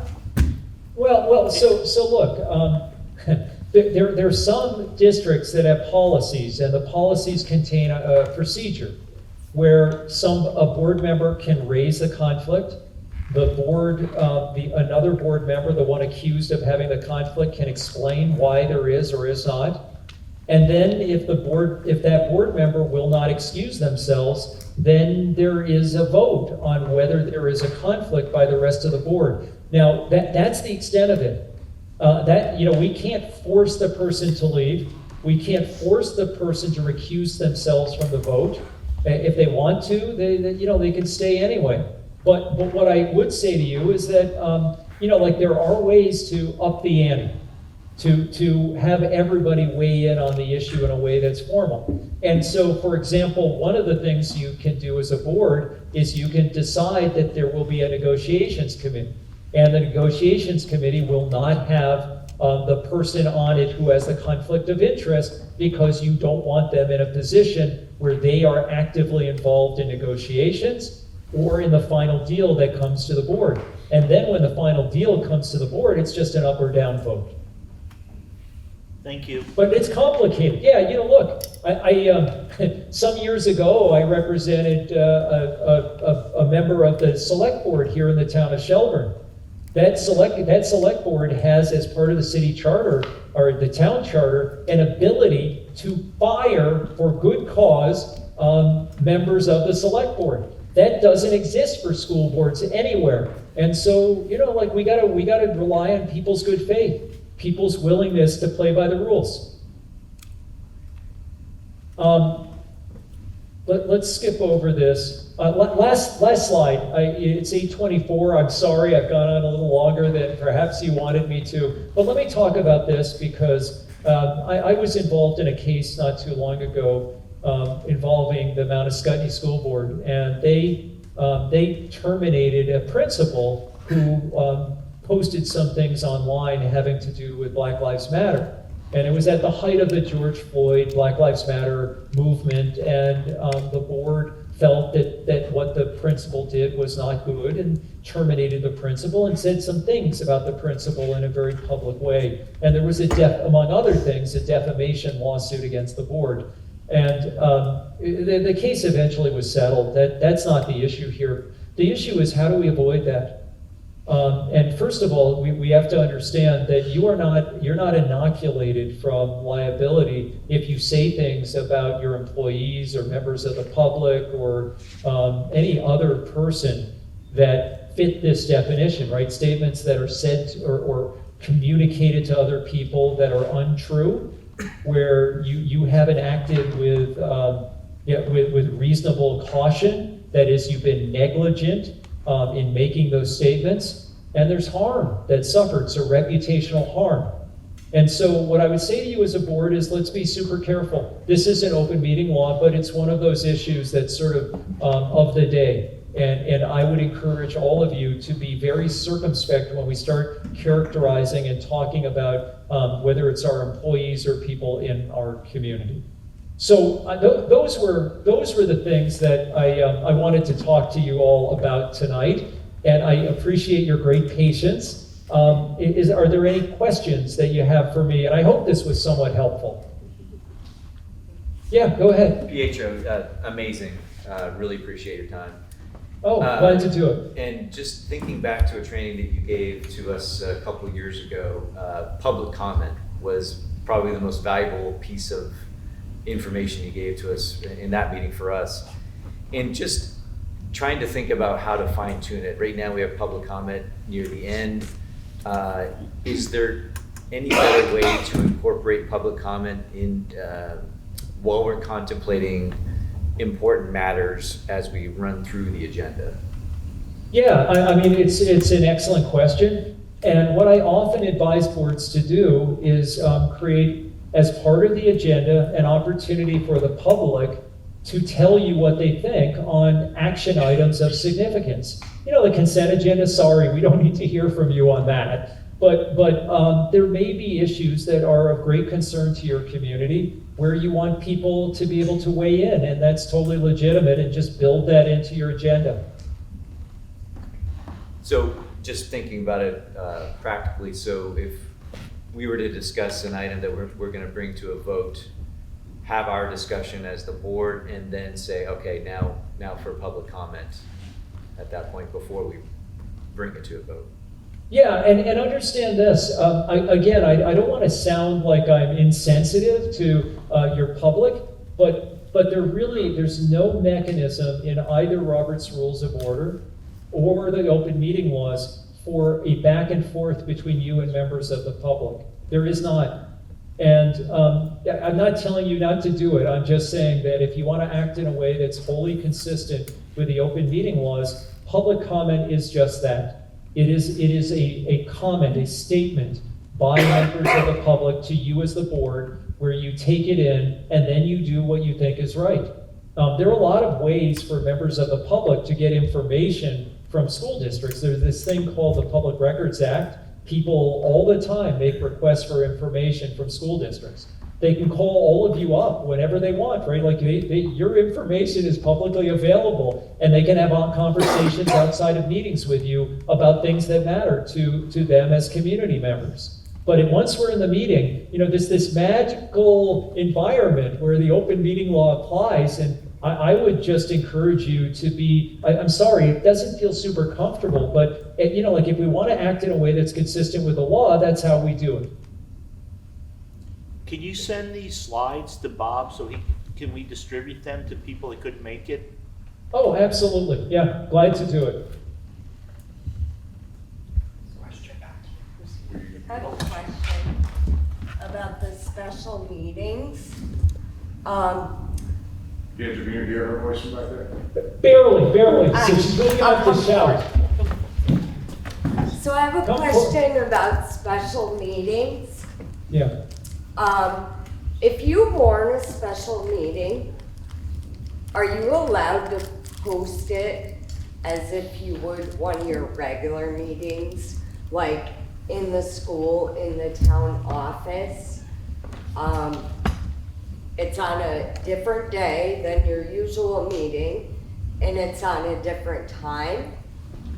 Are you still allowed to just post in those two places? Yeah, and you're supposed to try and do it on some media, right? Like a newspaper of general circulation if you can. So yeah, you post it in the normal places, and it only requires 24 hours notice for a special meeting. But I would also, look, I don't love special meetings either. Everything we do that makes it harder for members of the public to attend are things that we ought to think carefully about. You're always going to hear this from me. I believe in as great transparency as we can create, as much community involvement as we can muster. And it doesn't, I always think the greatest challenge for boards is getting community involvement when it's not people mad about something. People will always show up when they're mad about something. I would like to find a way for us to encourage community members to show up and just participate in, be part of the process somehow in a way where they get to share comments to us on things where, it's not something that's near and dear to their heart, but where they may have perspectives that are really valuable to us. So I want us to always do whatever we can to make it easy for people to come if we're talking about things that are of interest. So my other question about the special meeting is, are you allowed to hold a special meeting and have one agenda item, which is go into executive session? Or two agenda items, go into executive session, come out and adjourn, and not allow any member of the public to be able to speak? No. Okay. Every meeting, there has to be public comment. Every meeting. So, one more question. Yeah, no problem. I'm glad to talk. And I didn't violate these rules, I just want to point that out. Nobody's accusing you of that. Are you allowed to have a special meeting, say we're going into executive session for dismissal or disciplinary action of an employee? They don't tell you what kind of employee, they just say of an employee. Kick your superintendent out of that meeting, go in as the board. The public believes you're going in for an employee, but then you come out of the meeting and the board announces to the public that instead of disciplining the employee or dismissing the employee, they're launching an investigation into the superintendent. Oh, okay, so, like we're verging into an area where you're asking me to comment on things that I know have been happening, and I don't feel comfortable doing this in public session or in front of a large group of people. I'm very happy to talk to A, the superintendent, B, the board about issues of open meeting law and what they are and process and what that ought to look like. That I am on board for all of that. I don't think that you want me having a conversation with you about what's going on in Windham at this moment, right? So is there like a list of open meeting law violations? Like you can Look, refer? all I can say is this, is that you heard what I had to say. I think it's incredibly important that we have agendas that are consistent with what we do. And when we depart from the agenda, we violate open meeting law. It's just that simple. Okay, thank you. Can I ask a question, Bill? Hi, Pietro, it's Allison from Stratton. I did have just a point of clarification on deliberative session versus executive session. Hi, Allison. Hi. Yeah, Allison and I are old friends from these residency hearings. I don't recall, with deliberative session, much like executive session, you have to vote to go into it, you go in, you have your deliberation, but when you come out, is there action taken? I know you have to send a letter, but is there action taken there? Is there a vote? No. No. When you know, like, the law says that we should be sending a letter that makes findings. We don't need to act in open session after we're done. And so the best approach is to go into deliberative session, build a consensus, and then when the consensus is built, then we issue a letter signed by either the majority of the board that voted that is in favor of those findings, or in the alternative, the board chair may have. And then, do we state in the meeting what the findings were, or that letter to that party is sufficient? And the letter becomes part of public record? Yeah, the letter of the party is the decision. Okay. That's right. But that letter is a public record, and anybody who wants it can request it. Okay. Thank you, sir. Any other questions for Pietro? True. Lori Garland, our CFO, has a question for you. Uh-oh. Do you really have to keep minutes for life? I didn't hear you, Lori. How long do you keep minutes for? She said, you really need to keep them forever. There is, this is great. I get to show off here. The Public Records Act says that we have to keep our documents, our public documents, for an amount of time consistent with a schedule created by the state archivist. And so what I would suggest, I don't have it memorized, but we go to the state archivist and we see the kind of records that are kept for a specific number of years. There's some records we're supposed to keep forever, and there's some we can get rid of right away. And then there are other records that have 2 or 6 or 10 years as the amount of time. It just depends what they are, and I can't remember what they are for minutes. Okay, thank you.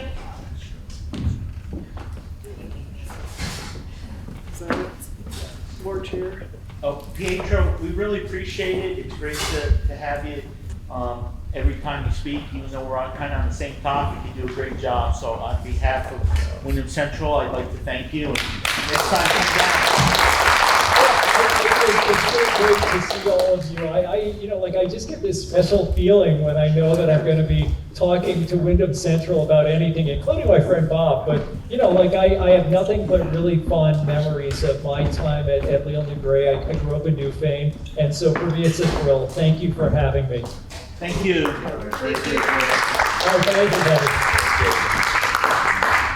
So folks, I know that went a lot longer, but it just, I know, people have to leave. Before you leave, we got just 2, so I'm gonna bounce around on the agenda a little and ask some questions, but we have 3 things that require action tonight, and we didn't break action on it, but I believe every board has been approached about a business office transition, which is gonna require us to add a staff member for a period of time. And then under business at the bottom, C and D, we do have to have enough members to vote on the proxies for both VEHI, VSBA, even though we only wrote VEHI in the VSBA. So I want to do those first, and then we'll go, if anybody needs to leave, we don't need a quorum for the other items. And we talked about maybe skipping over them. We'll let you all decide, but a lot of the staff members did prepare some stuff to present, so I don't want to short them. So you can get dessert. Lori, can you come on up here? Let's talk about. And I thought you have a thing you want to show on the business office transition. So I want to say, everybody remember Frank Berger, he was here forever, and then he left, and it was, we had a little issue for a little while, and then Lori stepped to the plate and took over and ran a great business office, and Lori, we love you. You do a fantastic job, and you'll be sorely missed unless you come to work for me personally. But Lori's gonna leave us next year, Yeah, and 14 months. and she needs to, she's gonna be leaving mid-year, so she's gonna leave in like, the end of December. And she will be sorely missed, and she can give us a resignation, we can say no, it doesn't matter. So, she's leaving, she told us. So, Bob and Lori would like to present a plan. I know it's been presented to the boards, but it does require a vote from us. So, Lori, I don't know if you're. Sure. Everybody hear me? Okay, so the business office transition plan is to refill a position that was vacated actually a couple of years ago around the start of COVID. There was an assistant business manager. It was a half-time assistant business manager and HR. As you know, COVID was a very employee, HR-heavy situation, so that became a full-time position, the HR position.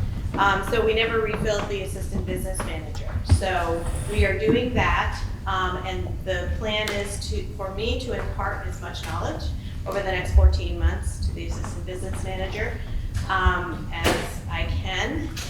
Meanwhile, in order to keep the same level of service to the districts, we need to increase a part-time person that we have to full-time in January. So it's really like a 0.25 for the rest of the year. And then, you know, we'll talk about the fiscal year 25 budget implications at that point. The other part of the transition plan is to, because I'm leaving in December, it makes really a lot of sense to hire my replacement as of July 1st. So there's a 6-month overlap. It's really important to do that, to have the continuity. We have an amazing team right now in the business office, and I've been working really hard to build that team, and I just, you know, I want to see it successful. So that's why I gave you 14, but actually 16 months notice. So, yeah. So it's really the 0.25 for the rest of the year because it's not in the budget. So that is an additional position. It's around $12,000 to $15,000 for this year that it will.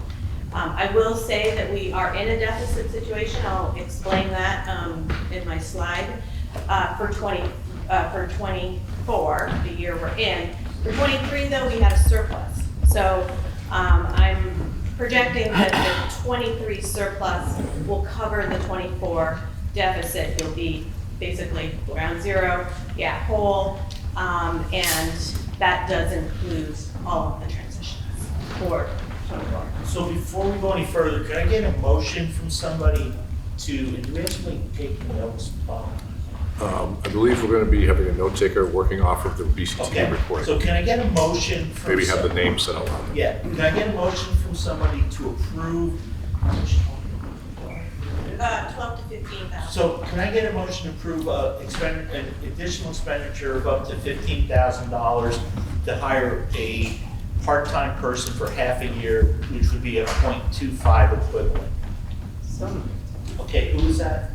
Allison Young. Okay, Allison Young made the motion. I do need a second. Kate Rideout. Kate, you got it. You beat him. He's really trying to jump on that, but he's eating pie. Okay, is there any discussion?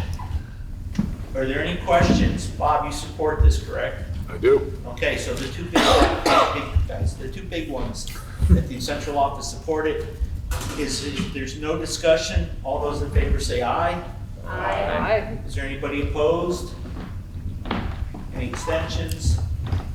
Congratulations. Thank you all very much. So the only other, I'm gonna skip a little bit. I hope people are probably, Nature will be mad at me because we didn't do it ahead of time. But every year we have to do this. So tomorrow there's a meeting up in, somewhere. Lake Maury. Lake Maury, thank you. Are you going? Emily used to go all the time. Well, that's when I had a roll. Yes.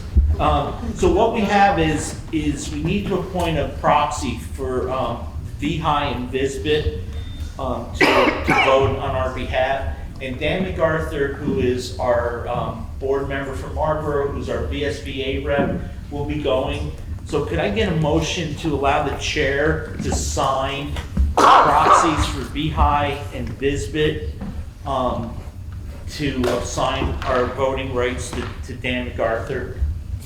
I'm happy to make that motion, Emily Long. Okay, so Emily made the motion. Do we have a second? I'll second. Okay, Al Clausen seconds it. Is there any discussion? Hearing none, all those in favor say aye. Aye. Is there anybody opposed? Except for Dan, he's not here, so he can't oppose it. Okay, abstentions, motion carries. I'd like to announce that at the VSBA regional meeting, Dan was reelected. Our other representative did not win his election, his local board.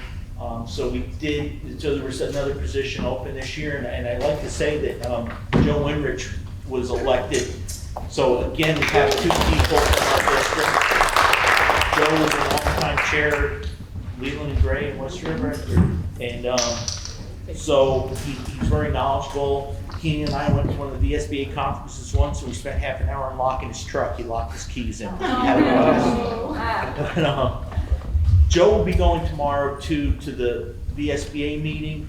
There are some resolutions possibly to vote on. I didn't see a list of them. I don't know if anybody did. But what I'd like to do, in case there's anything that's important for Windham Central, I'd like to see if somebody would so move to allow Dan MacArthur to represent Windham Central on any votes, and for Joe to be an alternate in case something happens to Dan. Dan couldn't be here tonight. He's celebrating his granddaughter's 15th birthday, so I think Dan must be, what, 40 then?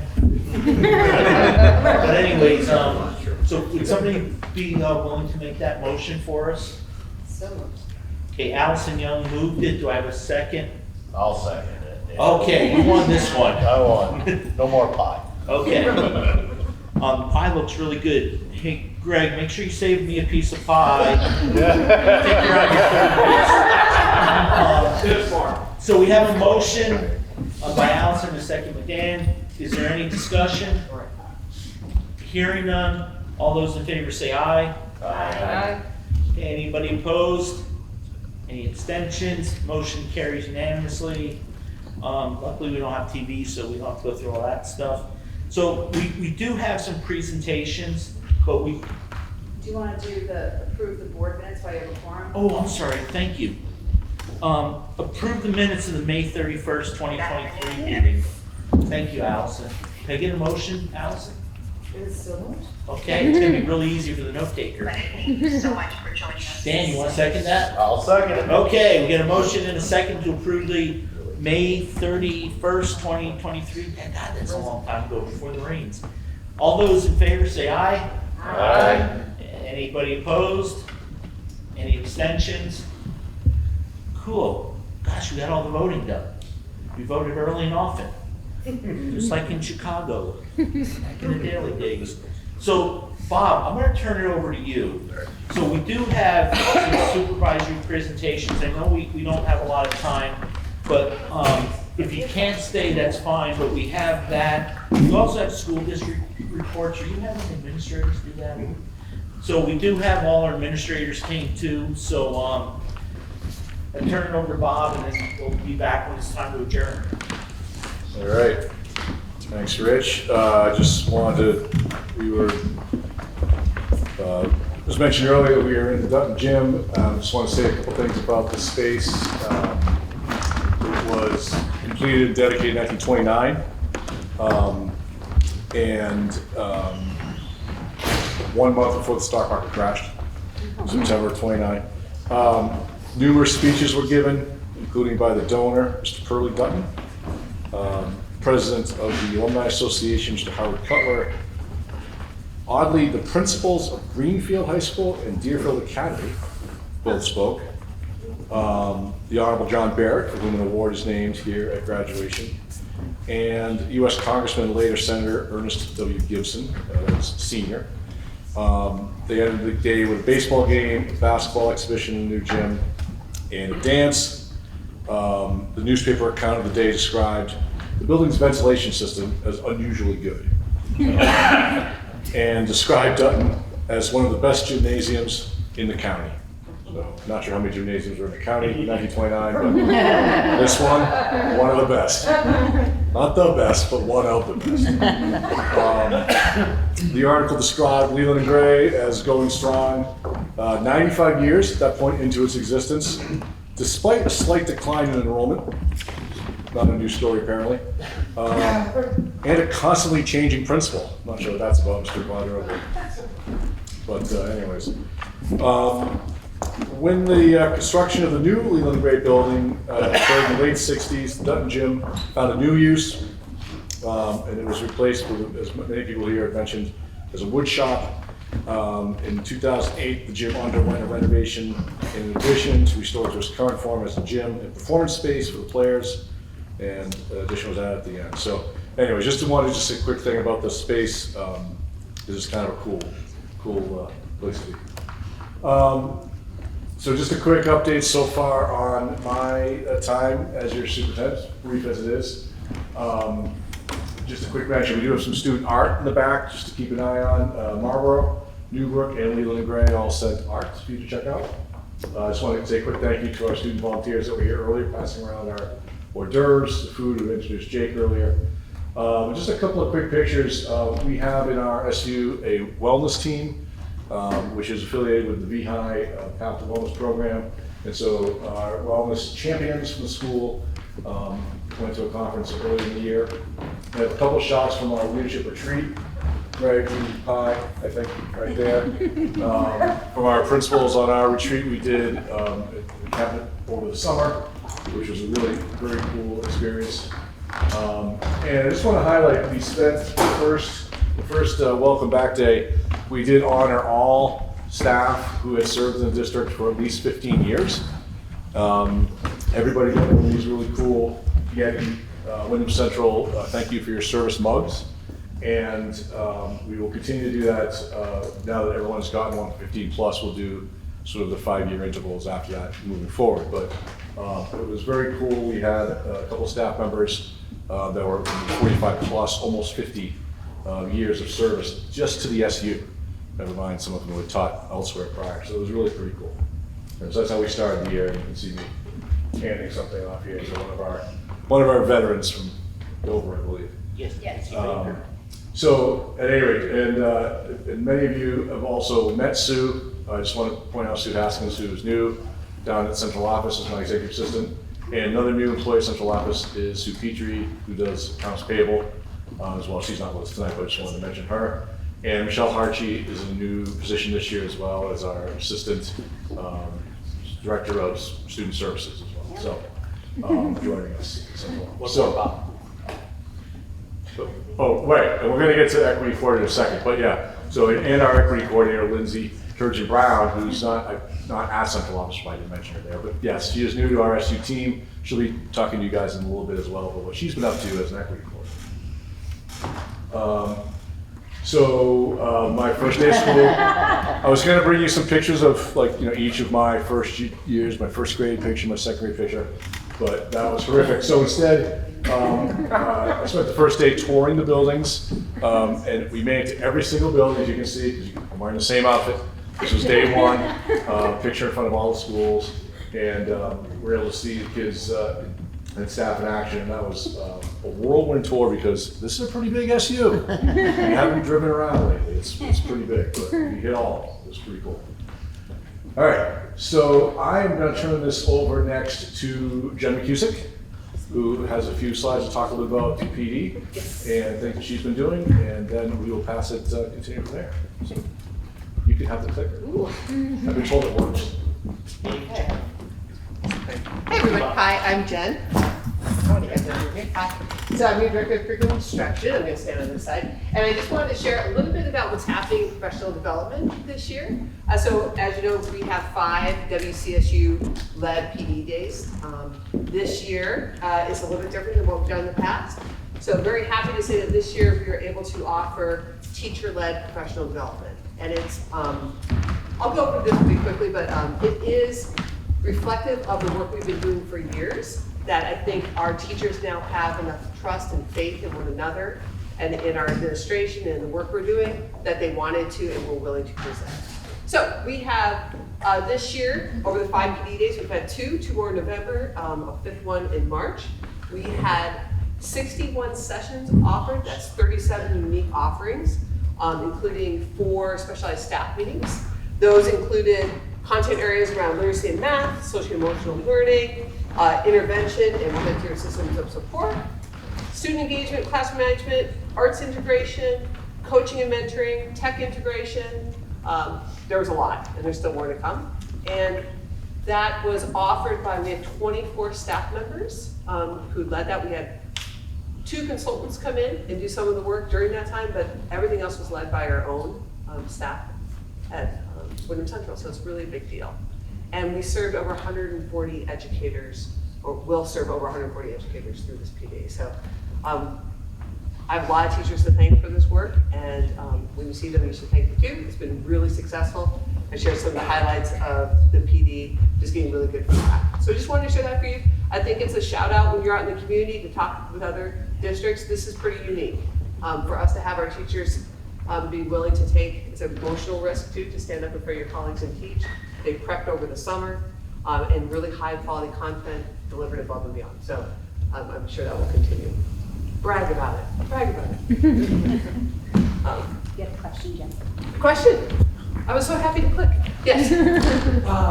I'm sorry if you talk about this later. What sort of follow-up is done after the PD to see if they are actually implementing the things that they learned? Great. So we have a few things that happen. We always send out a staff survey of how it went, but then we ask that be done back at staff meetings. So we do that through leadership team. In particular, we did. I'm not. Sorry. So one of the things we did as part of our writing PD is that again in November there'll be activities that are done then at the staff meeting and through academic support teachers, which I'm going to talk about over the PD that was delivered. I can't say that's for every single one. Like one we have is on book arts for educators. So that would be something that I don't necessarily have a way to do that. Yeah. Great question. Thank you. Any other questions? All right, you set me up because I get to talk a little bit about, so the past couple, 3 years, I don't think that's the way to really say that, the last couple, 3 years, we've been working on developing a curriculum and instruction website. And it's not the website that I want to talk about, it's the content within it. So over, this is year 8 that you've all supported having a curriculum director.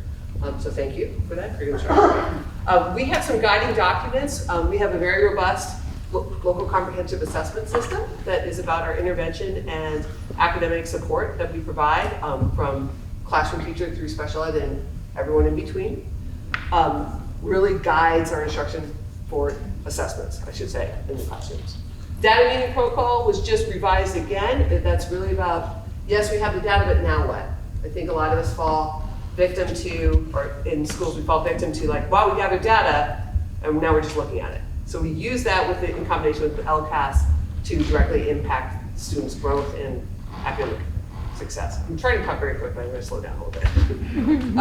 And lastly, another thing that's on there are the priority standards. So in addition to Common Core, we also have priority standards that are the big standards that we often hear from teachers like, what do I need to focus on? So that's new this year as well.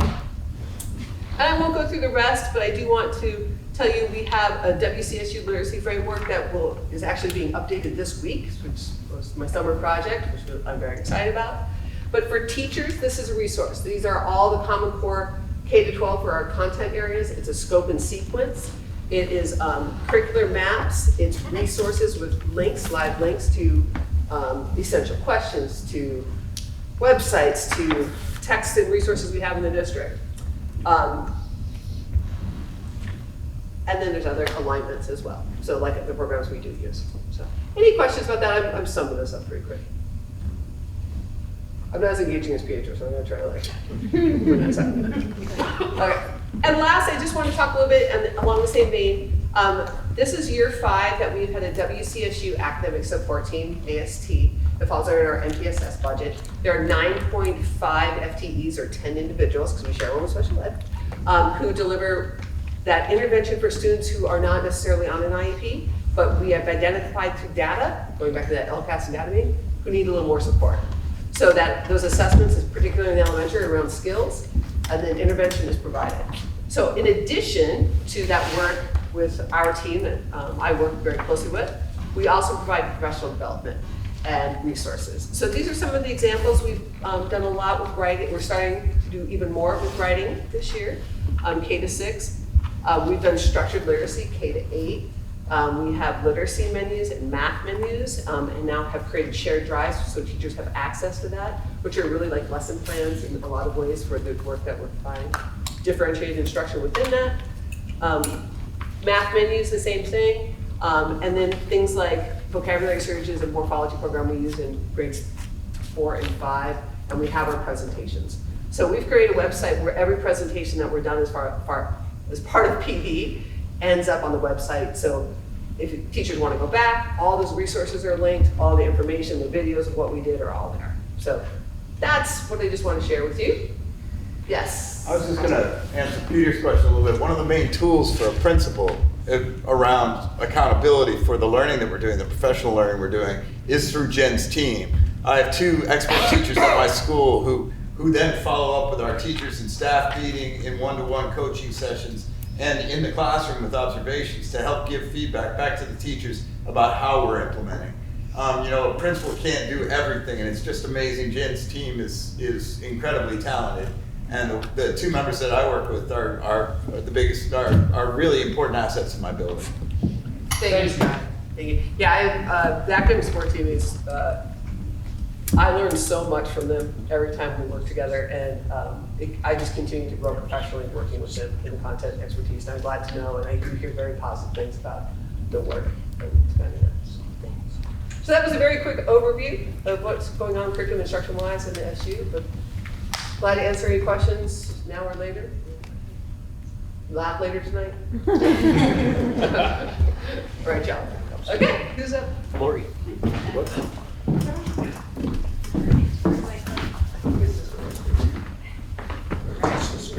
Or you touch the screen. Swipe it. All right, so this is what we talked about. I'll be brief as well. So this is basically just a fund balance report of where we started at the end of fiscal year 23. So just looking at this budget right here, 313, revenues, expenses, and then we have our ending balance. So this is what I was talking about before. So we ended in a surplus of $107,000. The MTSS budget, which, it's a great leading off from Jen here, is special ed and AST. We started with 1.1 million, we're ending with 2.3. So that's important because we're gonna need that money as the state reduces their contribution towards special ed through the census block and costs increase. So we'll be using some of that in fiscal year 25's budget. And then we do have some surplus. We did end in a deficit. We ended in a positive, but we did overspend a little bit, and that was mainly on fuel for the busing. So that's where you are now and these are what we call, our general funds, right? And then we have the grant funds, which there is a document in your packet that lists out all of the grant funds. I didn't do that because it gets very small on the screen. And so you can see, we spent $3.9 million in grant funds this year. That's a lot of money that came through, and a lot of that has to do with the Esser funds. So here we are talking about the Esser funds. We are done with Esser 1, we are done with Esser 2. We are working on the third, which is ARP Esser 3. And so we'll finish that out probably by September 24. So we'll have a little bit into 25, but really the bulk of it will be spent this year.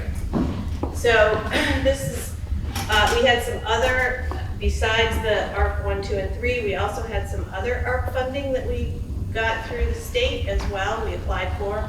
And so you can see on the right-hand side of the screen, what we're spending the money on there.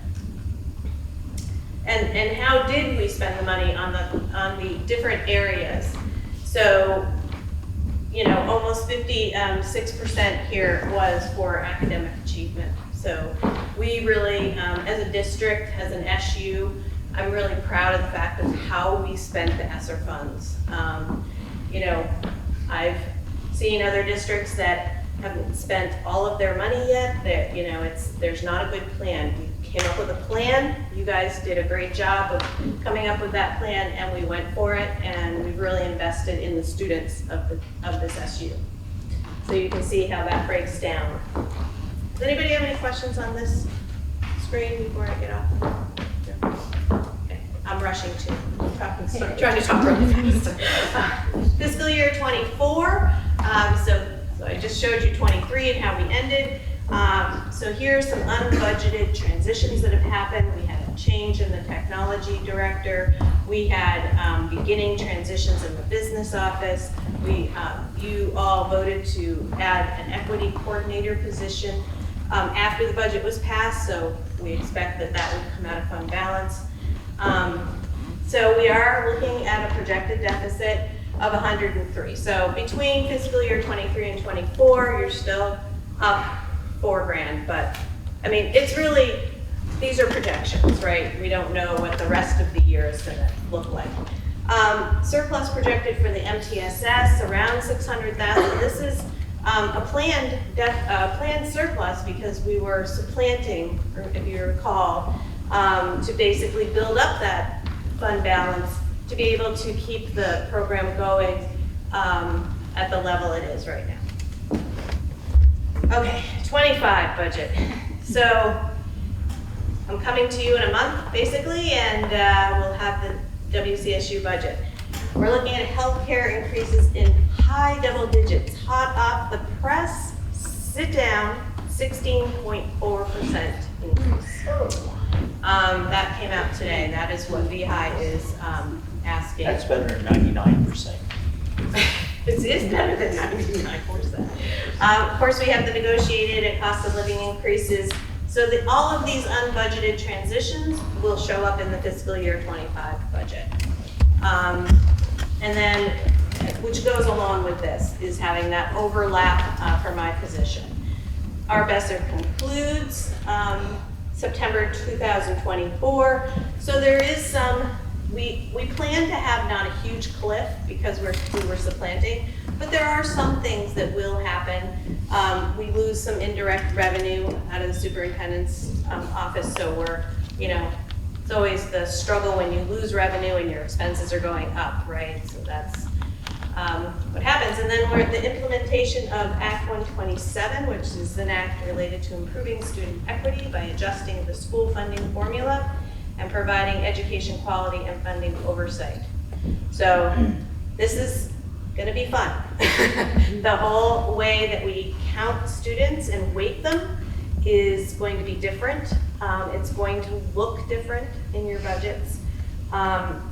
So we'll talk about that at each board as we put together the budgets. And that's all I have. Who is up next? She'll click it, we'll see. Surprise. Operations. I'm sorry, did anybody have any questions? No? Okay, good. Well, as you can see, I'm here with the good news, with the really fun topics. But I just thought it was really pertinent for this meeting, for you all knowing how much these issues are weighing on your community.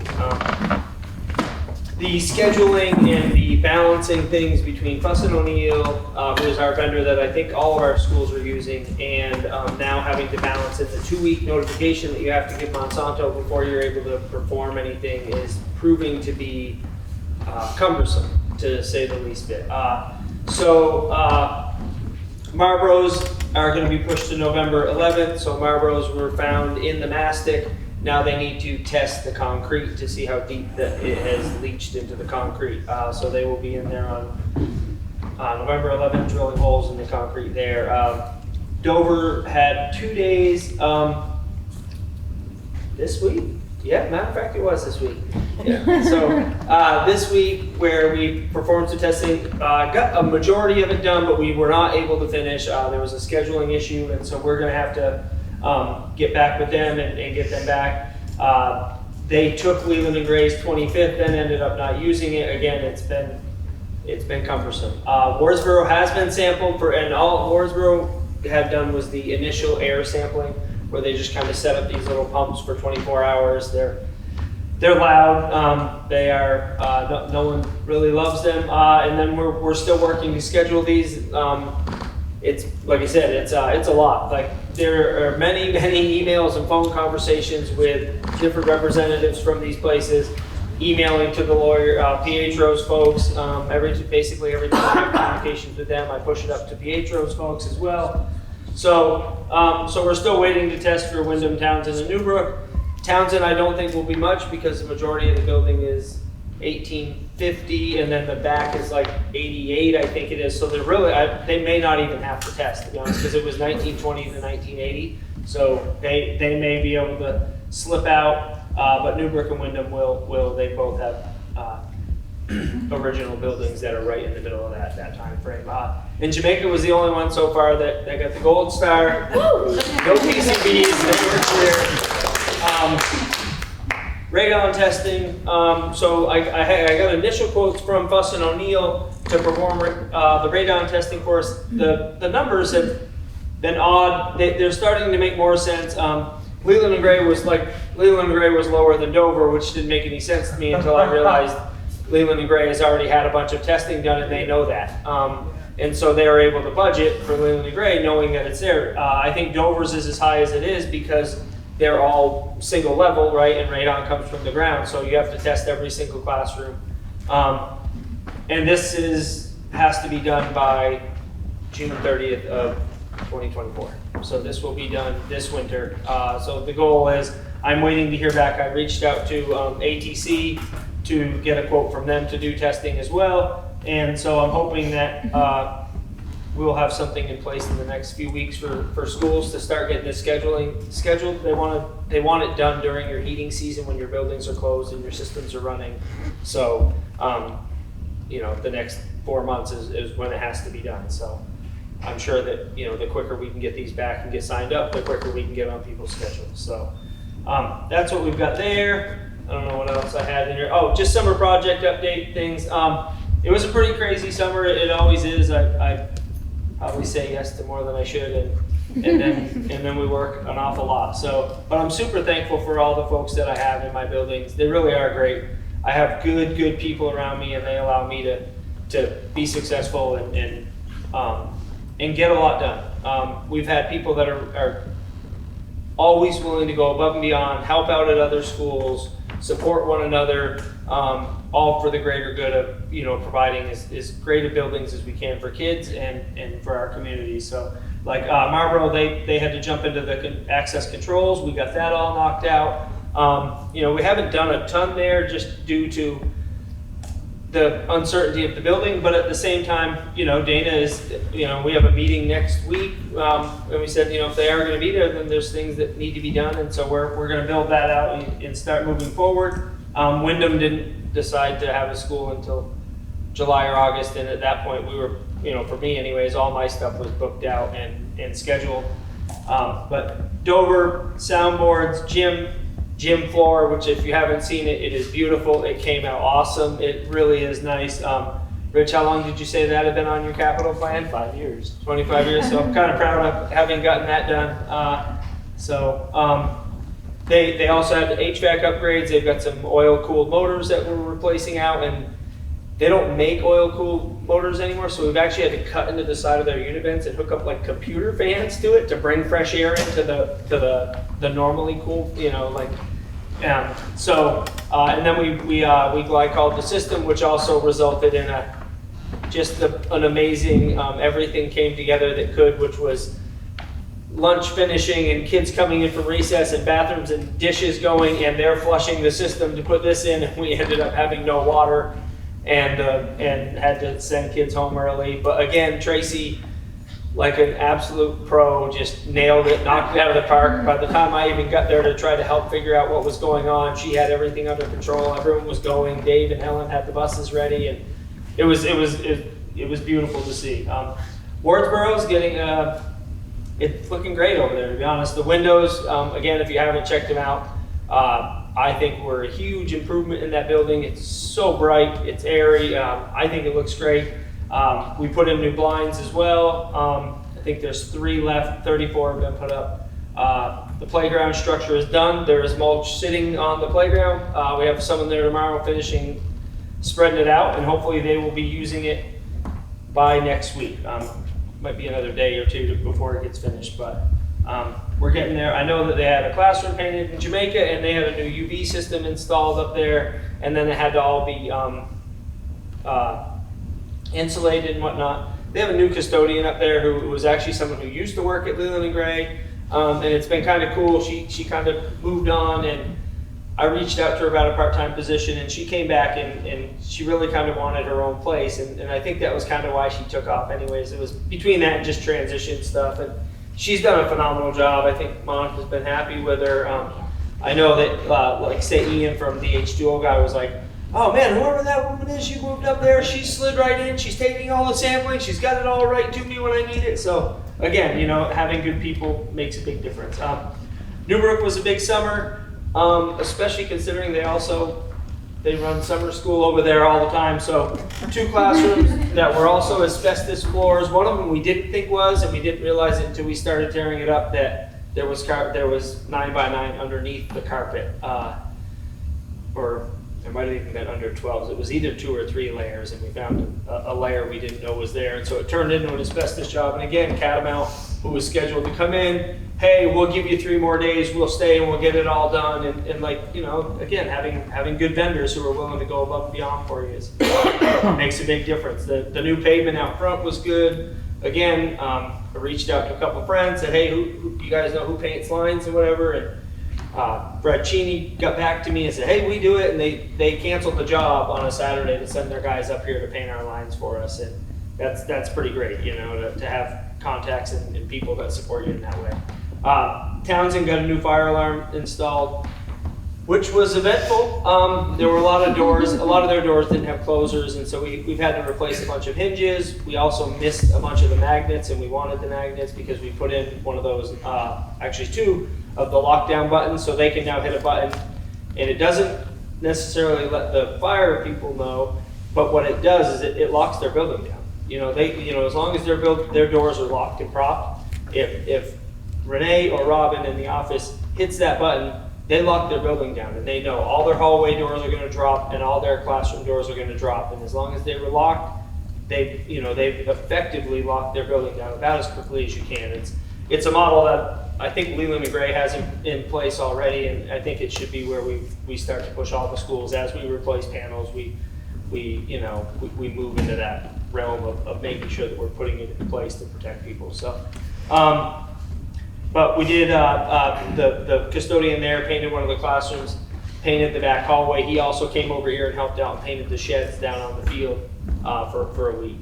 Again, you know, where it's just guys that are willing to go above and beyond. Gets his stuff done soon, and he knew he had all those vendors in there, and so he was like, oh, I mean, if I do all these carpets, I'm gonna have to do them again because the electricians are here. So he gave us some time over here. It was great. And Leland and Gray, they had 3 classrooms up on A level that were done. Every time we do a classroom there, we try to replace all the ceiling tile and paint the room. So both those, that got done in both of those, or in all 3 of those spaces. If you haven't had a chance to check it out, my kind of crowning achievement this summer was a kitchen renovation. I tore up all the floors and built some walls in there, painted it. It came out really good. They've really enjoyed it. We built like a nice little like cafe area with some bar seating type of thing. It came out cool. And the Dutton Gym has a new front deck. There's a new front deck on Townshend as well. We did the decking. This one was kind of funny. We took up the decking. We were just going to replace the decking, and then we realized that all the boards underneath were just kind of scrap boards thrown together. So we got to that, and then one of the gentlemen who was helping with it said, hey, well, why don't we replace all these boards around the post because they're all, they're old, they've been scraped a million times. I said, yeah, I mean, if we're gonna go this far, we might as well. And then we popped the board off and there was no post. So we had to jack it up, so okay, no, go grab some boards, jack it up, put posts in. And then he pulled the boxes and he said there was holes in the concrete. I even had to buy a bag of concrete and mix concrete to put the J-bolt in. I mean, we literally went from replacing deck boards to pouring concrete. So it was an interesting project. It took a little longer than maybe it should have, but it wasn't really, it wasn't planned to be that big. So it was a lot of jumping around, and those guys hadn't laid down tracks before, so I had to come over and help them do that. And it came out good. It was great. They did a good job. Again, the sheds were painted. We hired. They spent a little bit of money on maintenance and hired a teacher to paint for the summer. She did the classrooms for them, did a couple of offices, and again, if you get a chance to check it out, she did the school's logo on the chip shed door going down the edge, and she just did a great job with it. She went above and beyond. Again, we were just looking for her to put the LED on there, and she goes, oh no, I think I want to do the logo. I'm like, well, if you want to do it, I mean, we'll get you a projector out here and you can trace it. And then she says, well, I mean, it says it's supposed to go from like dark green to light green. I'm like, well, I have no idea how one would do that with a paintbrush, but if you think you can, go ahead. And 2 hours later came out and was just thoroughly impressed with the work she put in. And then we added exhaust fans in the gymnasium. The activity room is actually getting 2 new unit vents in there, the ceiling mounted cabinet unit heaters. We were able to access some funds there. That was leftover money from the boiler project, the kitchen project. The kitchen program has had surplus, so we use that surplus to pay for the kitchen project. So, we're just getting creative and trying to be, cost efficient or effective and whatnot. And so it's looking good. We're getting there. All your principals that I've had conversations with about budgets have great ideas of things they want to do and ways they want to push their buildings forward. I believe we have some flooring sitting in Dover at a point waiting to go in. We have a few other projects that are actually still happening this year. Townshend has ERUs that we're hoping to start as soon as school ends. That's all been paid for. Again, $230,000 from Efficiency Vermont as the IIQ grant. West River is going to put in 60, I think it's 57 or 62,000 to access 230. So, we're doing the best we can as far as being creative with time, money, and people, and I think the product has been pretty great. So, thank you.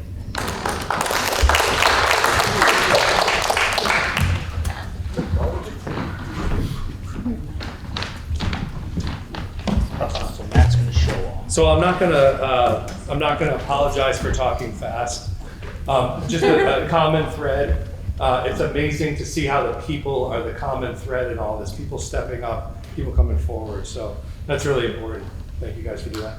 Also, this is a great opportunity for us to kind of show what we're doing and the things that we're doing. So thank you for that.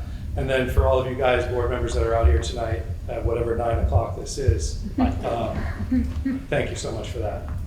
So I'm going to try to be quick and not be. Wait a minute, is that one? Oh yeah. So the first part is just talking a little bit about infrastructure. To me, that means our internet services, our network distribution, security, and teaching hardware, just to start.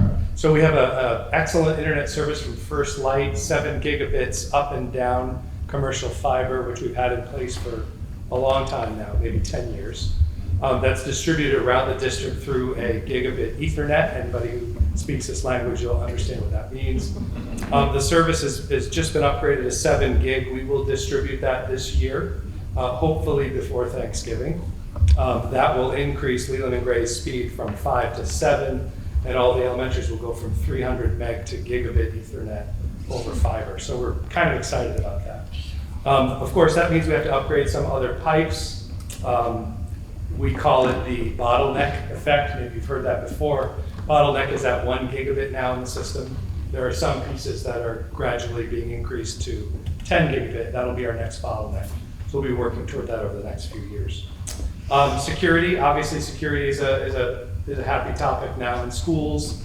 So we've added some increases to services. Google Workspace is in the process of being upgraded to Education Plus, which in addition to a bunch of security options, it also gives a lot of additional teaching resources. and gives us the advantage of the enterprise level Google Meets, which competes with the Zoom platform paid account. So we're excited about those changes. We also have a couple of staff members attending the Agency of Education School Security Conference on Friday. We're trying to get the group out to try to hear what other people are doing. It's a program that Bob recommended being put on by the Vermont National Guard up in Montpelier. So we're going to go up and check that out. Second piece is about staffing. So you've made investments in staffing over the years. So in this case, we're talking about, we've had a recent vacancy filled. Happens to be another Leland and Gray graduate, so that makes 4 Leland and Gray graduates in the IT department. I think that's a nice thing to be proud of. Workflow, so the group is reacting to a survey that we put out in June to try to get the users' opinions of how things are working. We're finding issues in the network delivery, in the performance of our network. So we have contracted with a consultant to help us do an analysis of our systems and particularly our Wi-Fi and how that's distributed, so we can see, we just feel like our system ought to be performing a little better than it is. So that's something that's ongoing. A lot of software changes since I last did this job. We're up to somewhere around 50 titles that we manage, and with 1,000 users. It's not 1,000 users for every title, but let's say it's 500 or 250. It's just a lot of accounts that are being managed all the time. So that's something we're working on workflow to improve. Training and staff development continues. Kudos to Jen and the workshop program that is being put on. The staff have been really responsive to that, so that's exciting. And then of course budgeting, this continued shift that Lori's office has been making toward ADM-based budgeting and sending everything out based on the student counts and distributing everything that way is really working well, giving us a nice equitable approach to that budget. Last thing is this bit about innovation. So we got the structure in place, we have the operations going, and then what are we doing that's cool, right? Because that's part of the fun part of technology. So maybe you recognize this creepy robot from Boston Dynamics. This is a project that, anybody heard of Boston Dynamics? Company right out of Boston, right? Making robots for more than a decade, maybe close to 2 decades. So a couple of MIT grads thought it would be cool to add an iPad and some other tools and create a robot that would screen patients during COVID. So imagine coming into the hospital sick and being greeted by that dude who's ready to take your temperature. Who knows how? So the question is, this is going to be sort of my mantra. Yes, but how does it innovate? Right, we're going to get the bills paid, we'll get things working, but how is it changing education? How are we supporting MTSS team? How are we enhancing academic support? How are we providing things for teachers that are going to make us fly and not just kind of get things basically done? So we do that by fostering the environment, by creating these conditions. Bill has said this time and again, like create the conditions for success, for advancement. And so that's what we want to do. So internet speed will be in place this year. Infrastructure improvements are in progress and will continue on a 3 to 5 year plan using the E-rate consultant that Lori's office has procured to help assist in that distribution. Hardware improvements are in progress. We've been upgrading teacher computers this year and distributing on a higher level. It's a little more expensive, but we feel like teachers need to have adequate high-speed equipment. So that's something that we'll build out into the 5-year plan for budgeting. Central office and WCSU boards continue to support staffing, right? Not everybody staffs at the same level, so this is something we look forward to. You just noticed that cute little robot. Software management plan. So we are already trying to figure out what are better ways that we can manage all these accounts and get teachers, what they need in a timely manner. And principals and administrative staff. Everybody needs something.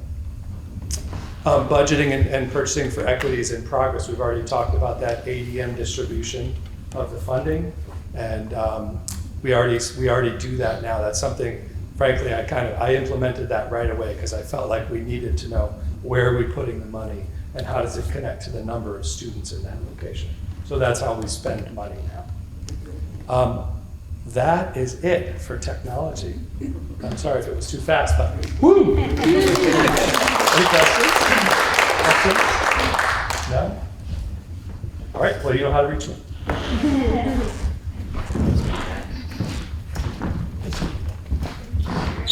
Hi everyone, so I'm Lindsay Turgeon-Brown. I use she, her pronouns, and I'm the new equity coordinator. So I've only been in this role for around 4 months, but it's been quite a busy time for me. I'm delighted to be doing the work and just delighted to be sharing it with you all. So something that I started with, especially after the summer kind of came to an end and school started up again, is relationship building. Building relationships with the leaders, the teachers, the students, parents, and now hopefully the boards as well. Just building that foundation for really trusting long-term work. I've also been doing, mining the data that I was given, so the street data from the JEDI teams, kind of the data that already exists in our district, and kind of gathering my own data, talking to people, talking to teachers, talking to students, and kind of getting to know the needs. Something else I've been doing is looking at models of equity in other districts and seeing how what they do in other districts might pair with our data and our needs. And then just looking at evidence-based high leverage practices for equity and what could we do system-wide that will get us the best benefit for our students.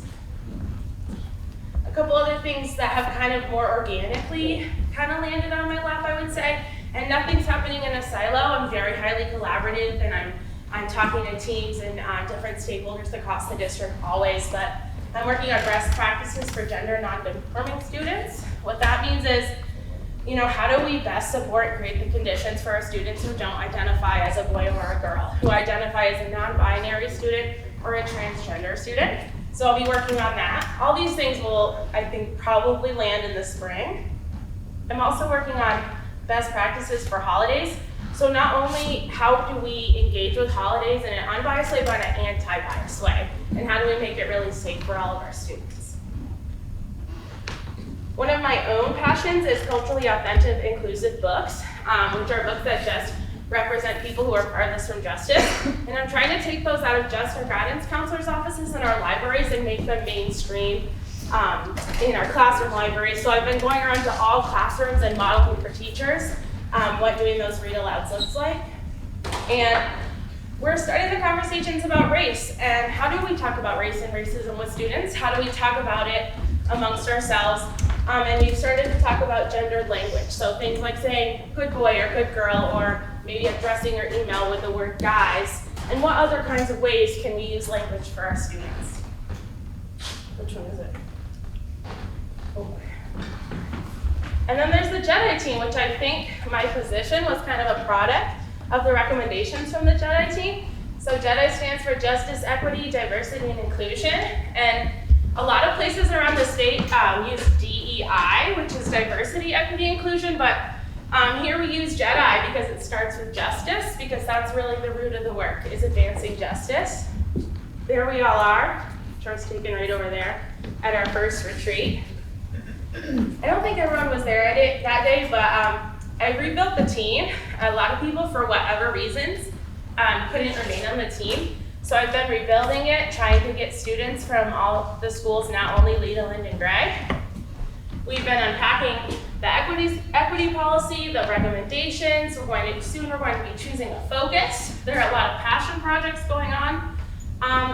And the whole goal is just advancing justice on the spectrum from listening all the way to informing systems. And in the future, we'll keep taking data, we'll keep revisiting and revising the recommendations, and we will keep advancing justice.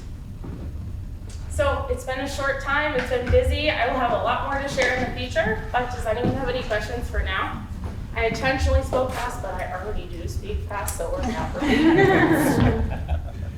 Well, anytime if anyone does want to ask me anything or reach out, I'm totally happy to collaborate.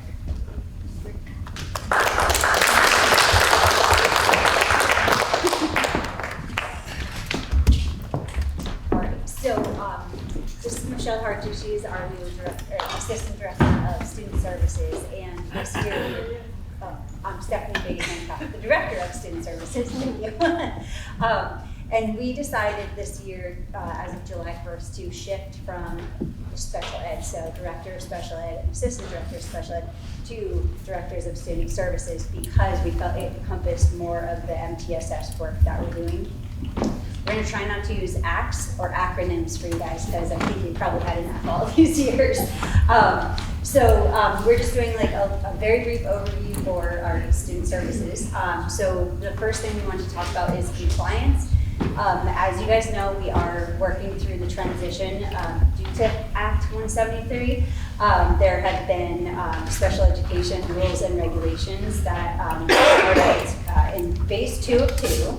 So last July, some of the rule changes happened, and this July, additional ones that were much more impacting the practice, it seems, have occurred. So we decided as a supervisory union to move toward response to intervention because we felt it was more ethical for students, and it was ensuring that students had a chance to access evidence and research-based instruction and intervention, and that they wouldn't be carrying a diagnosis or perhaps not having had that kind of support or structure. And we also hit 100% compliance for our post-secondary transition plans for students, and the Agency of Education asked our team to present at Killington a few weeks ago. So we did that, and we did do a side note. It doesn't mean we'll always be 100% compliant. We're always going to aim for 100%, but I think it does speak volumes to our case manager model that you guys supported over the years, where we allow our staff to specialize, where some of them are doing all the compliance paperwork, all the facilitation meetings, all those kinds of pieces of things, and the others are focused on instruction. So it's really, it's working. Proof's in the pudding this year. And Michelle is going to talk about it. So for student success, we have a lot of teaming going on, so working directly with AST, general educators, and that's really the focus of where we're going with the MTSS and the Act 173 model. Fairly consistent student population, so we're seeing, the students that are eligible for special education, the numbers are sort of consistent, and the needs are sort of consistent. We do have some special programs that we have in place to support students that have intensive needs. And also just a focus on data-driven decision-making, students getting what they need when they need it, and that really does follow along the RTI, the response to intervention approach. And as far as staffing goes, we've had very low rates of staff turnover, and I think part of that is because we're helping ensure people are doing the kind of work that they love, and we're removing the barriers of things they don't love, like paper. And we currently have 1.25 current open positions, and we are also working with the Vermont Learning Collaborative for other resources and solutions, and I'll talk more about that in a little bit. So another part of our work this year, as we were partnered with on the MTSS model, is to work on student services for safe and healthy schools. So the focus is really on social emotional learning and behavior. It's really extending what we have in place for LCAS for the academic, but looking at it through this lens. So there's several things that are a priority for this year. So this is work that's funded under that Stronger Connections grant that we got as of 7-1, which will carry through the next several years. And we continued with the social emotional academic team, SEAL, and that included, we started last year with the Panorama Education Survey. So we're taking data from teachers, staff, students about how are they feeling, social emotional learning, how are things going, very specific questions and data that we look at. And that information is looked at by team members and administrators in each of the buildings. With this tool, we have over 700 social emotional learning lessons that teachers can use. So our focus is really on making sure that the teachers have what they need so that they can support students. A couple examples is the counseling nurse group implemented a daily mindful minute. We have some emotion vocabulary resources among many others that we're working on distributing this year. We're working on sort of making sure we're defining there's some consistent support for behavioral needs, which coincide and link with social emotional, but there's other sort of intensive needs that happen. and making sure that the principals understand the supports that they need and the procedures and the support that they have across the SU. And then we're also going to be having some SEL focus groups with community members, with also administrators, staff, teachers, so that we can talk about this and create a professional learning community around this. School-wide SEL walkthroughs to partner with principals to just take a look at what's going on in buildings and what kind of support do they need. Developing developmental standards, and then focusing on adult social emotional learning. Any questions about that? And then we have one more thing that we want to cover. So I think Windham Central is kind of famous for outside of the box thinking, and also the lens of trying to be efficient with funds and services. And there have been several times throughout my career where we, as supervisory unions, were duplicating efforts or competing for the same staff or things like that. And so we had this opportunity, the Vermont Learning Collaborative was kind of dissolving, and they had some liquid assets available, and some superintendents and directors of special ed found out about it and were offered to take over the board. So we put a bunch of people together and took it over. So we have 11 board members. We do know what a quorum is, but I did learn a new word from you tonight, Rich, so thank you. But we're a local nonprofit organization. We are able to do fiscal management of grants that a school district may or may not be able to get otherwise. And I'm the board president as of now. And we have 8 supervisory unions and school districts working together on that. So we're from Woodstock down. We also are working on programming efficiencies, regional options, trying to figure out if we have low incidence or high needs populations. Are there ways we can work together to create either regional centers or north and south campus kind of idea? Program development and professional development offerings, which is not competing with what each supervisory union is doing, but it could be something where we work with the directors of curriculum and instruction and say, hey, Brattleboro's doing this, we're doing that. Maybe we pull down, a really huge PD together. As long as our calendars align, keep that in mind, okay guys? Evaluation services, so sometimes school districts have a hard time finding school psychologists or folks who can do evaluations. So we've put together a team who can travel around to different supervisory unions to conduct those. Coaching, consultation, again, not to compete, but to support. We want to be a friendly neighbor, not a competitive approach. Staffing resources, including recruiting. So if there are really hard to fill positions or high profile positions, you could have the collaborative work to hire those kind of people to vet them and then work through the process.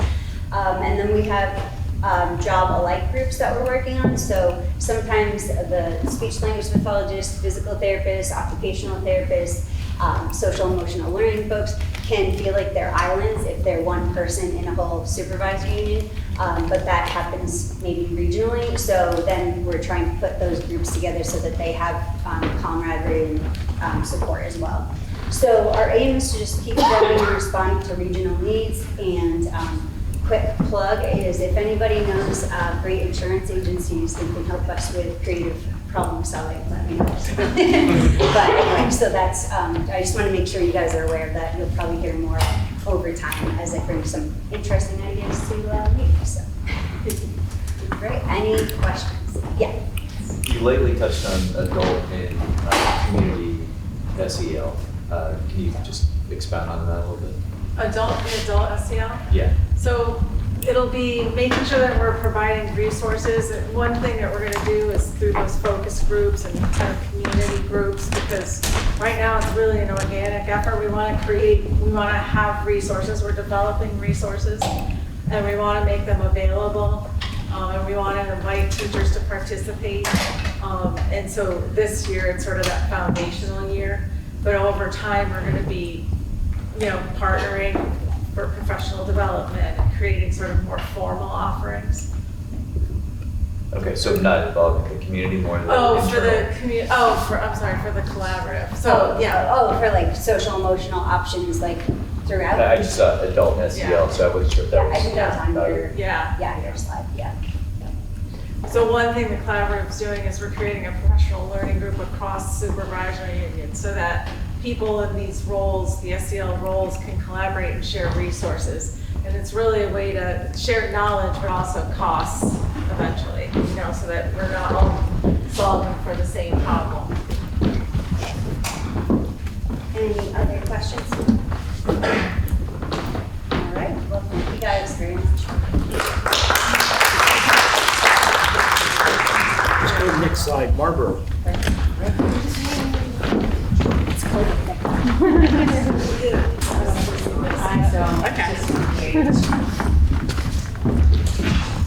Hi, my name's Dana Gordon-Macy. I'm the principal in Marlboro. This is what's been happening, but then a lot of other things too. It's my first year in Marlboro, and I've been blessed to walk into a school with a really amazing and dedicated and skillful staff, with a lot of different kinds of experiences, and also one that's committed to providing diverse experiences for kids. And so here are just some examples of the ways that that is happening. One thing that makes us unique is we are a pre-K through 8 school. So we're doing a lot of thinking around, I'm doing a lot of thinking around and working with staff to do thinking around what does that mean to be a pre-K through 8 school. So when we talk about field research being central to a lot of our work, what is field research and what makes it different than a field trip? And what does that mean in the thread from pre-K up through 8? So talking about, the ways we bring our students out into the world to understand that, this world extends beyond the boundaries of our town. We have been coming together as a community to read and to share and to sing. But we also have our 7th and 8th graders heading out into Mount Mansfield. They're planning a trip to Cape for the end of the school year related to some of their science competencies. And our 7th and 8th graders are really starting to engage in this belonging project, this question of what does it mean to belong? How do you know that you belong in a place? And so Lindsay came up today and was a part of that conversation.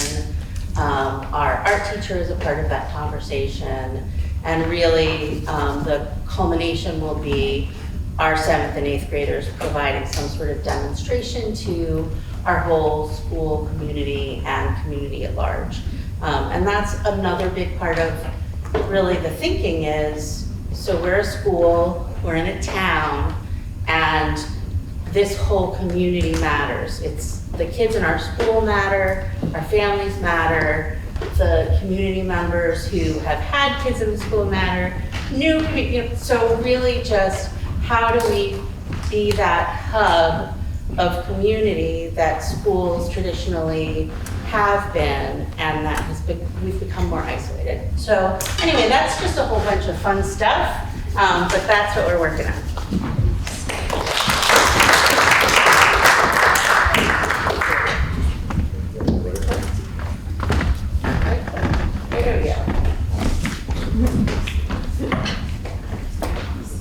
Yay, Tracy. No. So I can't, I'm not off the cuff, so I'm gonna read mine. Since it's over school, there's a few things that we've been working on: conscious discipline, inquiry-based learning through the International Baccalaureate PYP, and our motto, work hard, be kind. So I'm just gonna read. Conscious discipline is an innovative approach to building a positive school community. It's not just a set of rules, but a mindset that empowers students and teachers and parents to create a culture of kindness, emotional intelligence, and self-regulation.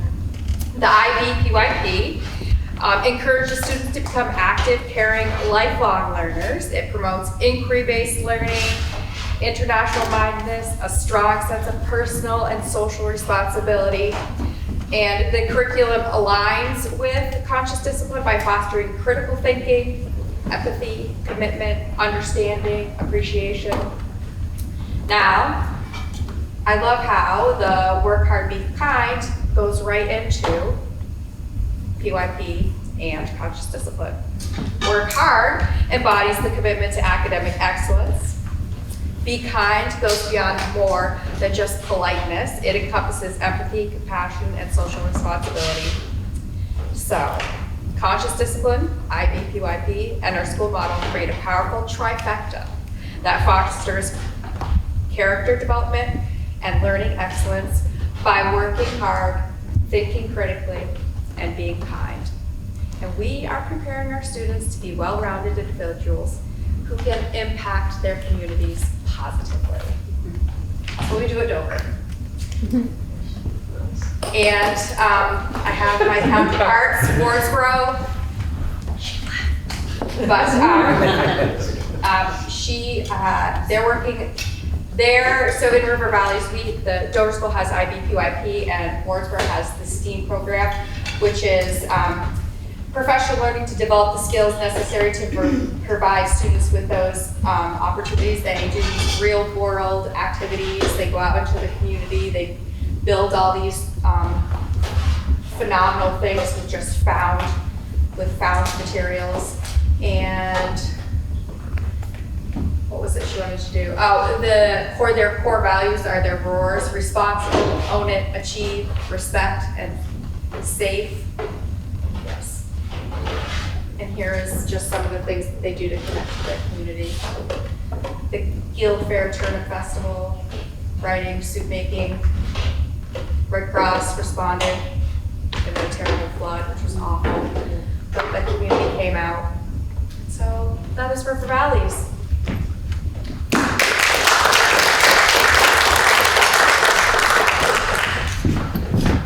I know it's getting pretty late, and I got a long list, so I'm not going to read all this. What I do want to do, though, is there you go. Thank you. What I do want to do, though, is just take a second to thank you guys because what's happened with your budget and the money that you're spending, the things that you're finding important are impacting me as a principal and my staff. I'm very proud of my school building. I'm very proud of the things we do at Newbrook, but I really couldn't have gotten started without Jen being a good mentor to me, without Bill being a good mentor to me. Michelle Archie came out last year and helped me set up a MTSS system that I'm very proud of. It helps me to stay in the lives, academic lives, and social emotional lives of every one of the kids in my building. That's very important to me. All of the enrichment that we're doing, all the things that we're doing besides the academic work, I'm very proud of that as well. But I got to tell you that the money you spend on your central office is impacting my kids in a really great way, and it's making my school a very organized place where you can count on services getting to kids before they get coded, before the parents get upset with us. We're addressing the needs right when we find them. And I think that that's a really important thing. And that's going on all around our SU because of the strength of your central office. I want to thank Greg as well. Greg, really, when I took this job 10 years ago, it was me and Pat trying to figure out what to do with the little tiny budget that we had for our facility. And now Greg comes and he's got a long list and he prioritizes with me, and he keeps safety of kids first and he keeps security first, and then we work our way down. And I'll tell you, the aesthetics are not that low. Like we look great. We've got air conditioning. I mean, it's really something what's happened. And I just really want to stress to you guys really set the tone. Hiring Lindsay this year has made a huge impact on our SU, and that's because everyone knows what we're prioritizing. They know how we feel. On our front door, I have your equity statement, because that really says something about where we work. And I'll tell you what, it's impacting who applies here as well. And we've got high quality people coming in. I hired 2 great new teachers this year, and I believe that's happening because of the tone you guys are setting. So this is all excellent stuff, but I'm not going to bore you with it.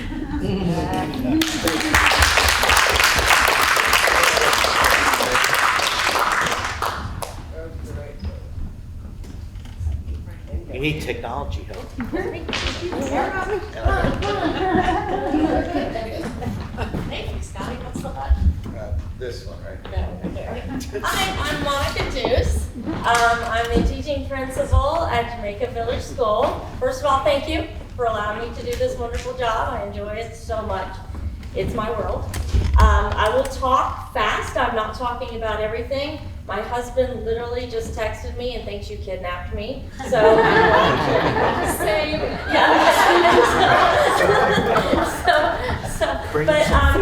I want to go through 3 goals that I started last year based on the needs of the students, community feedback, my staff. And the first goal was to increase our family and community engagement. So that is one thing that we started last year, and we keep working and working on it. We had our first official PAC meeting last week, which went really, really well. One of the main ideas that the PAC group stated was that they would like to see the school force increase in our school population. Hopefully preschool, hopefully something coming back to the school. So we will keep that on the back burner. The second goal that we had that started last year was, we call it JBS's Green. So every student knows that they are a steward of the community, steward of the environment. We have our OWLS program, which we continued this year with a grant from the Stratton Foundation. Thank you very much, Stratton. And that's the outdoor wilderness education program. And everyone is also expected to reduce, reuse, repurpose, and recycle. It's just part of our world now. If you have a straw, we're like, oh, like this. So it's part of our world. The third thing that we do is restorative practices. So we start every single day with a circle. Everybody's in a circle, and we talk about our day. We talk about what's going to happen. We talk about if anything has anything to share with the group. Is there anything that we need to talk about, a concern or something happening? We end every day with a circle. We end every day with a reflection, apologies, appreciations, and to talk about what did we learn today? What did we achieve today? So that in itself has brought everybody together as an entire school. Everyone in that building has a voice. They know they have a voice. Even if you're 5 years old, you have a voice with the 5th graders. And it's worked out just beautifully, so I'm very proud of it.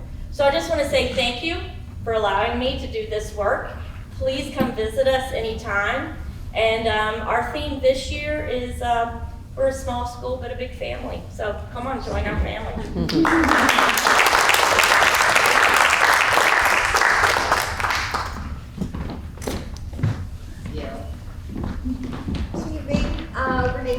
Here, I'm the Townshend principal, so I have to say I was flipping through the slideshow before I came tonight, and I was like, oh man, mine's really short. But now with plugging the time, I'm like, okay, this is great.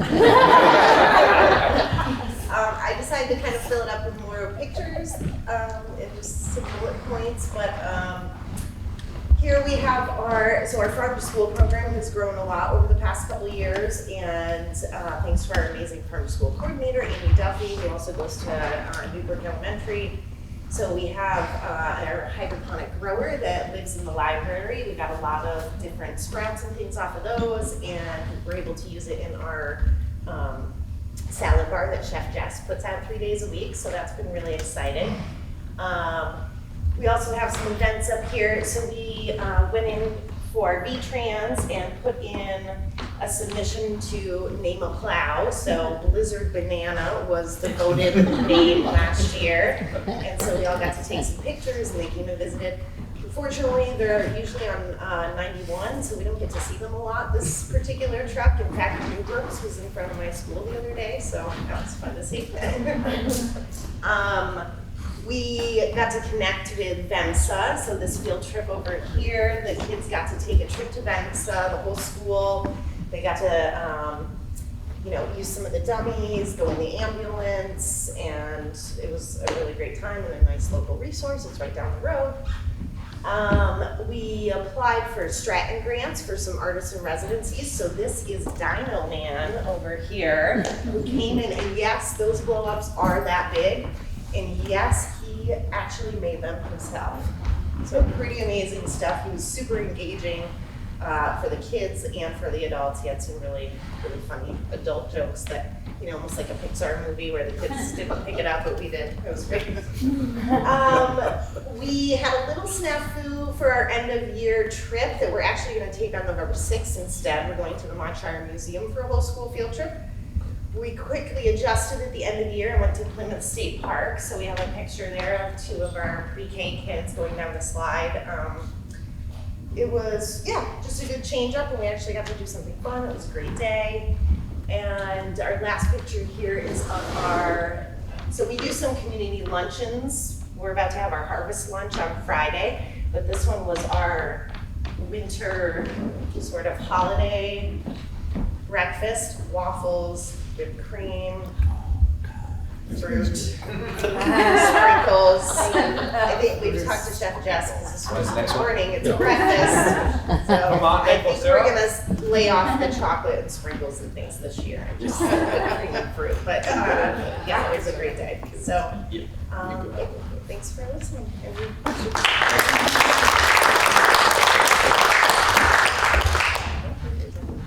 Oh, Angie, not with us. I'm sorry. I'm not sure I really want to be the person to make this to go into the 5th hour, but started the year really focusing on our culture and climate, and listed a number of items that we've been focusing on, our training that we've been involved with. And I would just say this, repeatedly, students, staff, outsiders have come into the building and they said that they are feeling that it is different. The vibe in the school feels different. High school students repeatedly are meeting and exceeding our expectations when we challenge them around shifting behaviors and practices. Cell phones, I think we had one right up last week. I'm not sure there's a high school in the state could say that. So I do want to call out, while our staff are working very hard, trying new things it's not always comfortable, but they lean into it. Our students are really showing up and doing a great job. Learning, we're also pushing into learning quite a bit. We have staff implementing new writing techniques with students. We have an increase in our library circulation. So all around the school, things are shifting. We've been leaning into restorative practices, and I think yesterday, for the first time, we had 2 staff members lead a circle with a whole grade. And that's a huge shift in practice because people are being great and they're willing to have discussions with students, and students are engaging them. So a lot's changing. It's exciting. The momentum is positive, and I would say this, we are really working to engage student voice. So like there's a couple of items up here for planning with John Kidda, Up for Learning. There were students from high school and middle school at both of those meetings to plan what the PD is going to be for the staff. It's not just within the classrooms. We're pulling students into leadership roles for the school. And we're listening to their voice, and it's starting to make a difference, and it's happening pretty quickly too. So across the board at Leland Gray, I would say people have been working thoughtfully and putting good energy into things. It's not to say there aren't things to work on, there always will be, but it's been a good school year so far. Things are going well, so thank you.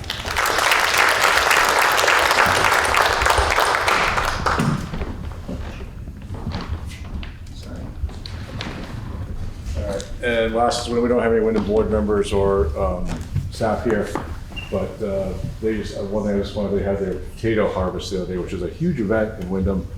I heard there was over 40 people showed up, and they had a bunch of games and different fun things that they did after school up there. And it's big deal. Potatoes, who knew? Turnips in Wardsboro. And turnips in Wardsboro, yeah. And pie, right, Kels? So I just wanted to wrap up and turn it back over to Rich. Just say that I have had a wonderful time starting off in this job. You can see people that I'm working with, the team that we have, a lot of new faces and new positions, new to the district.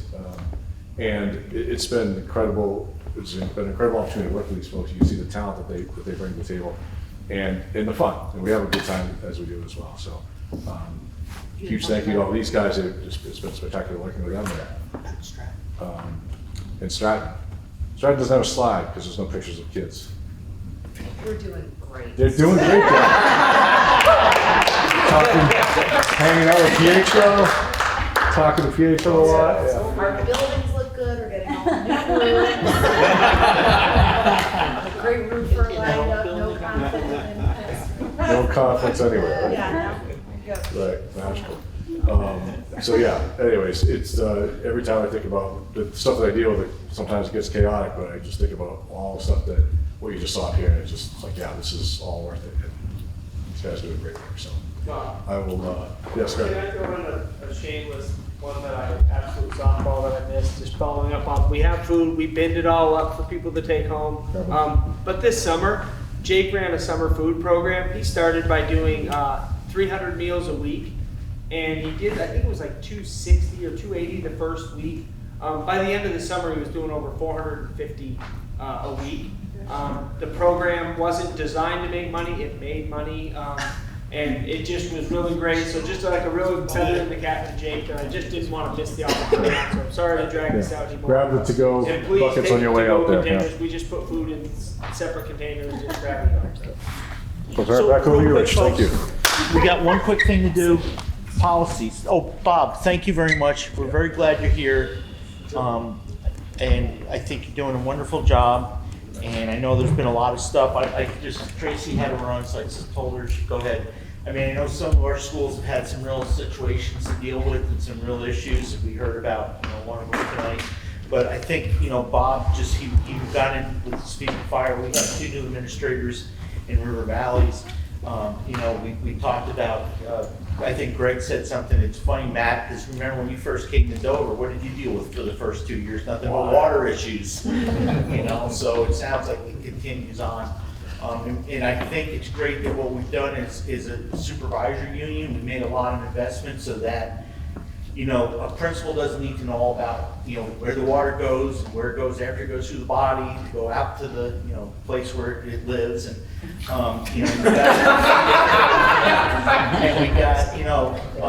we've got all these people in central office to support. I think Scotty, I don't know if he's still here, but he made some really nice comments. I want the hat that we got on the picture. So thank you to everybody. You guys, it's a great team. 20 years ago, I don't think we would have done something like this. And we've really worked hard to make it, a good community effort. So, and your continuing tradition, I feel like we've really hit some real home runs here. The last few superintendents we've had, Pietro was talking about, those of you who remember, we did have some issues with administration at one time. Luckily, that's long behind us, I hope. And, Bob promises 25 years, so.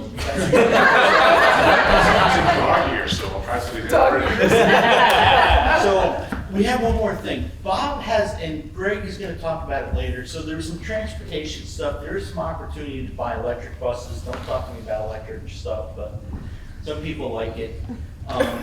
So I think Greg wanted to form a transportation committee. So we're going to send an email out if anybody's interested in working with Greg and doing some of that. And then there's a bunch of policies in your packet. So we do have a policy committee at SU, and every board is supposed to appoint one person. And please we're going to call a meeting because there's some policies we should go through to bring. Are you the policy person? Oh, okay. So we'll get these policies done. They're in the packet. Bob will get, when Pietro sends his thing, I think that was a really good packet, the slides. And can you send the slideshow out to everybody? Yes, today? this will send as well. And then if you have any questions, you know how to reach central office. And I don't even know if we have a quorum of Bob. Great job, great food, thank you. Make sure that the people know that. And folks, I would love to hear those magic words. Motion to adjourn. Thank you.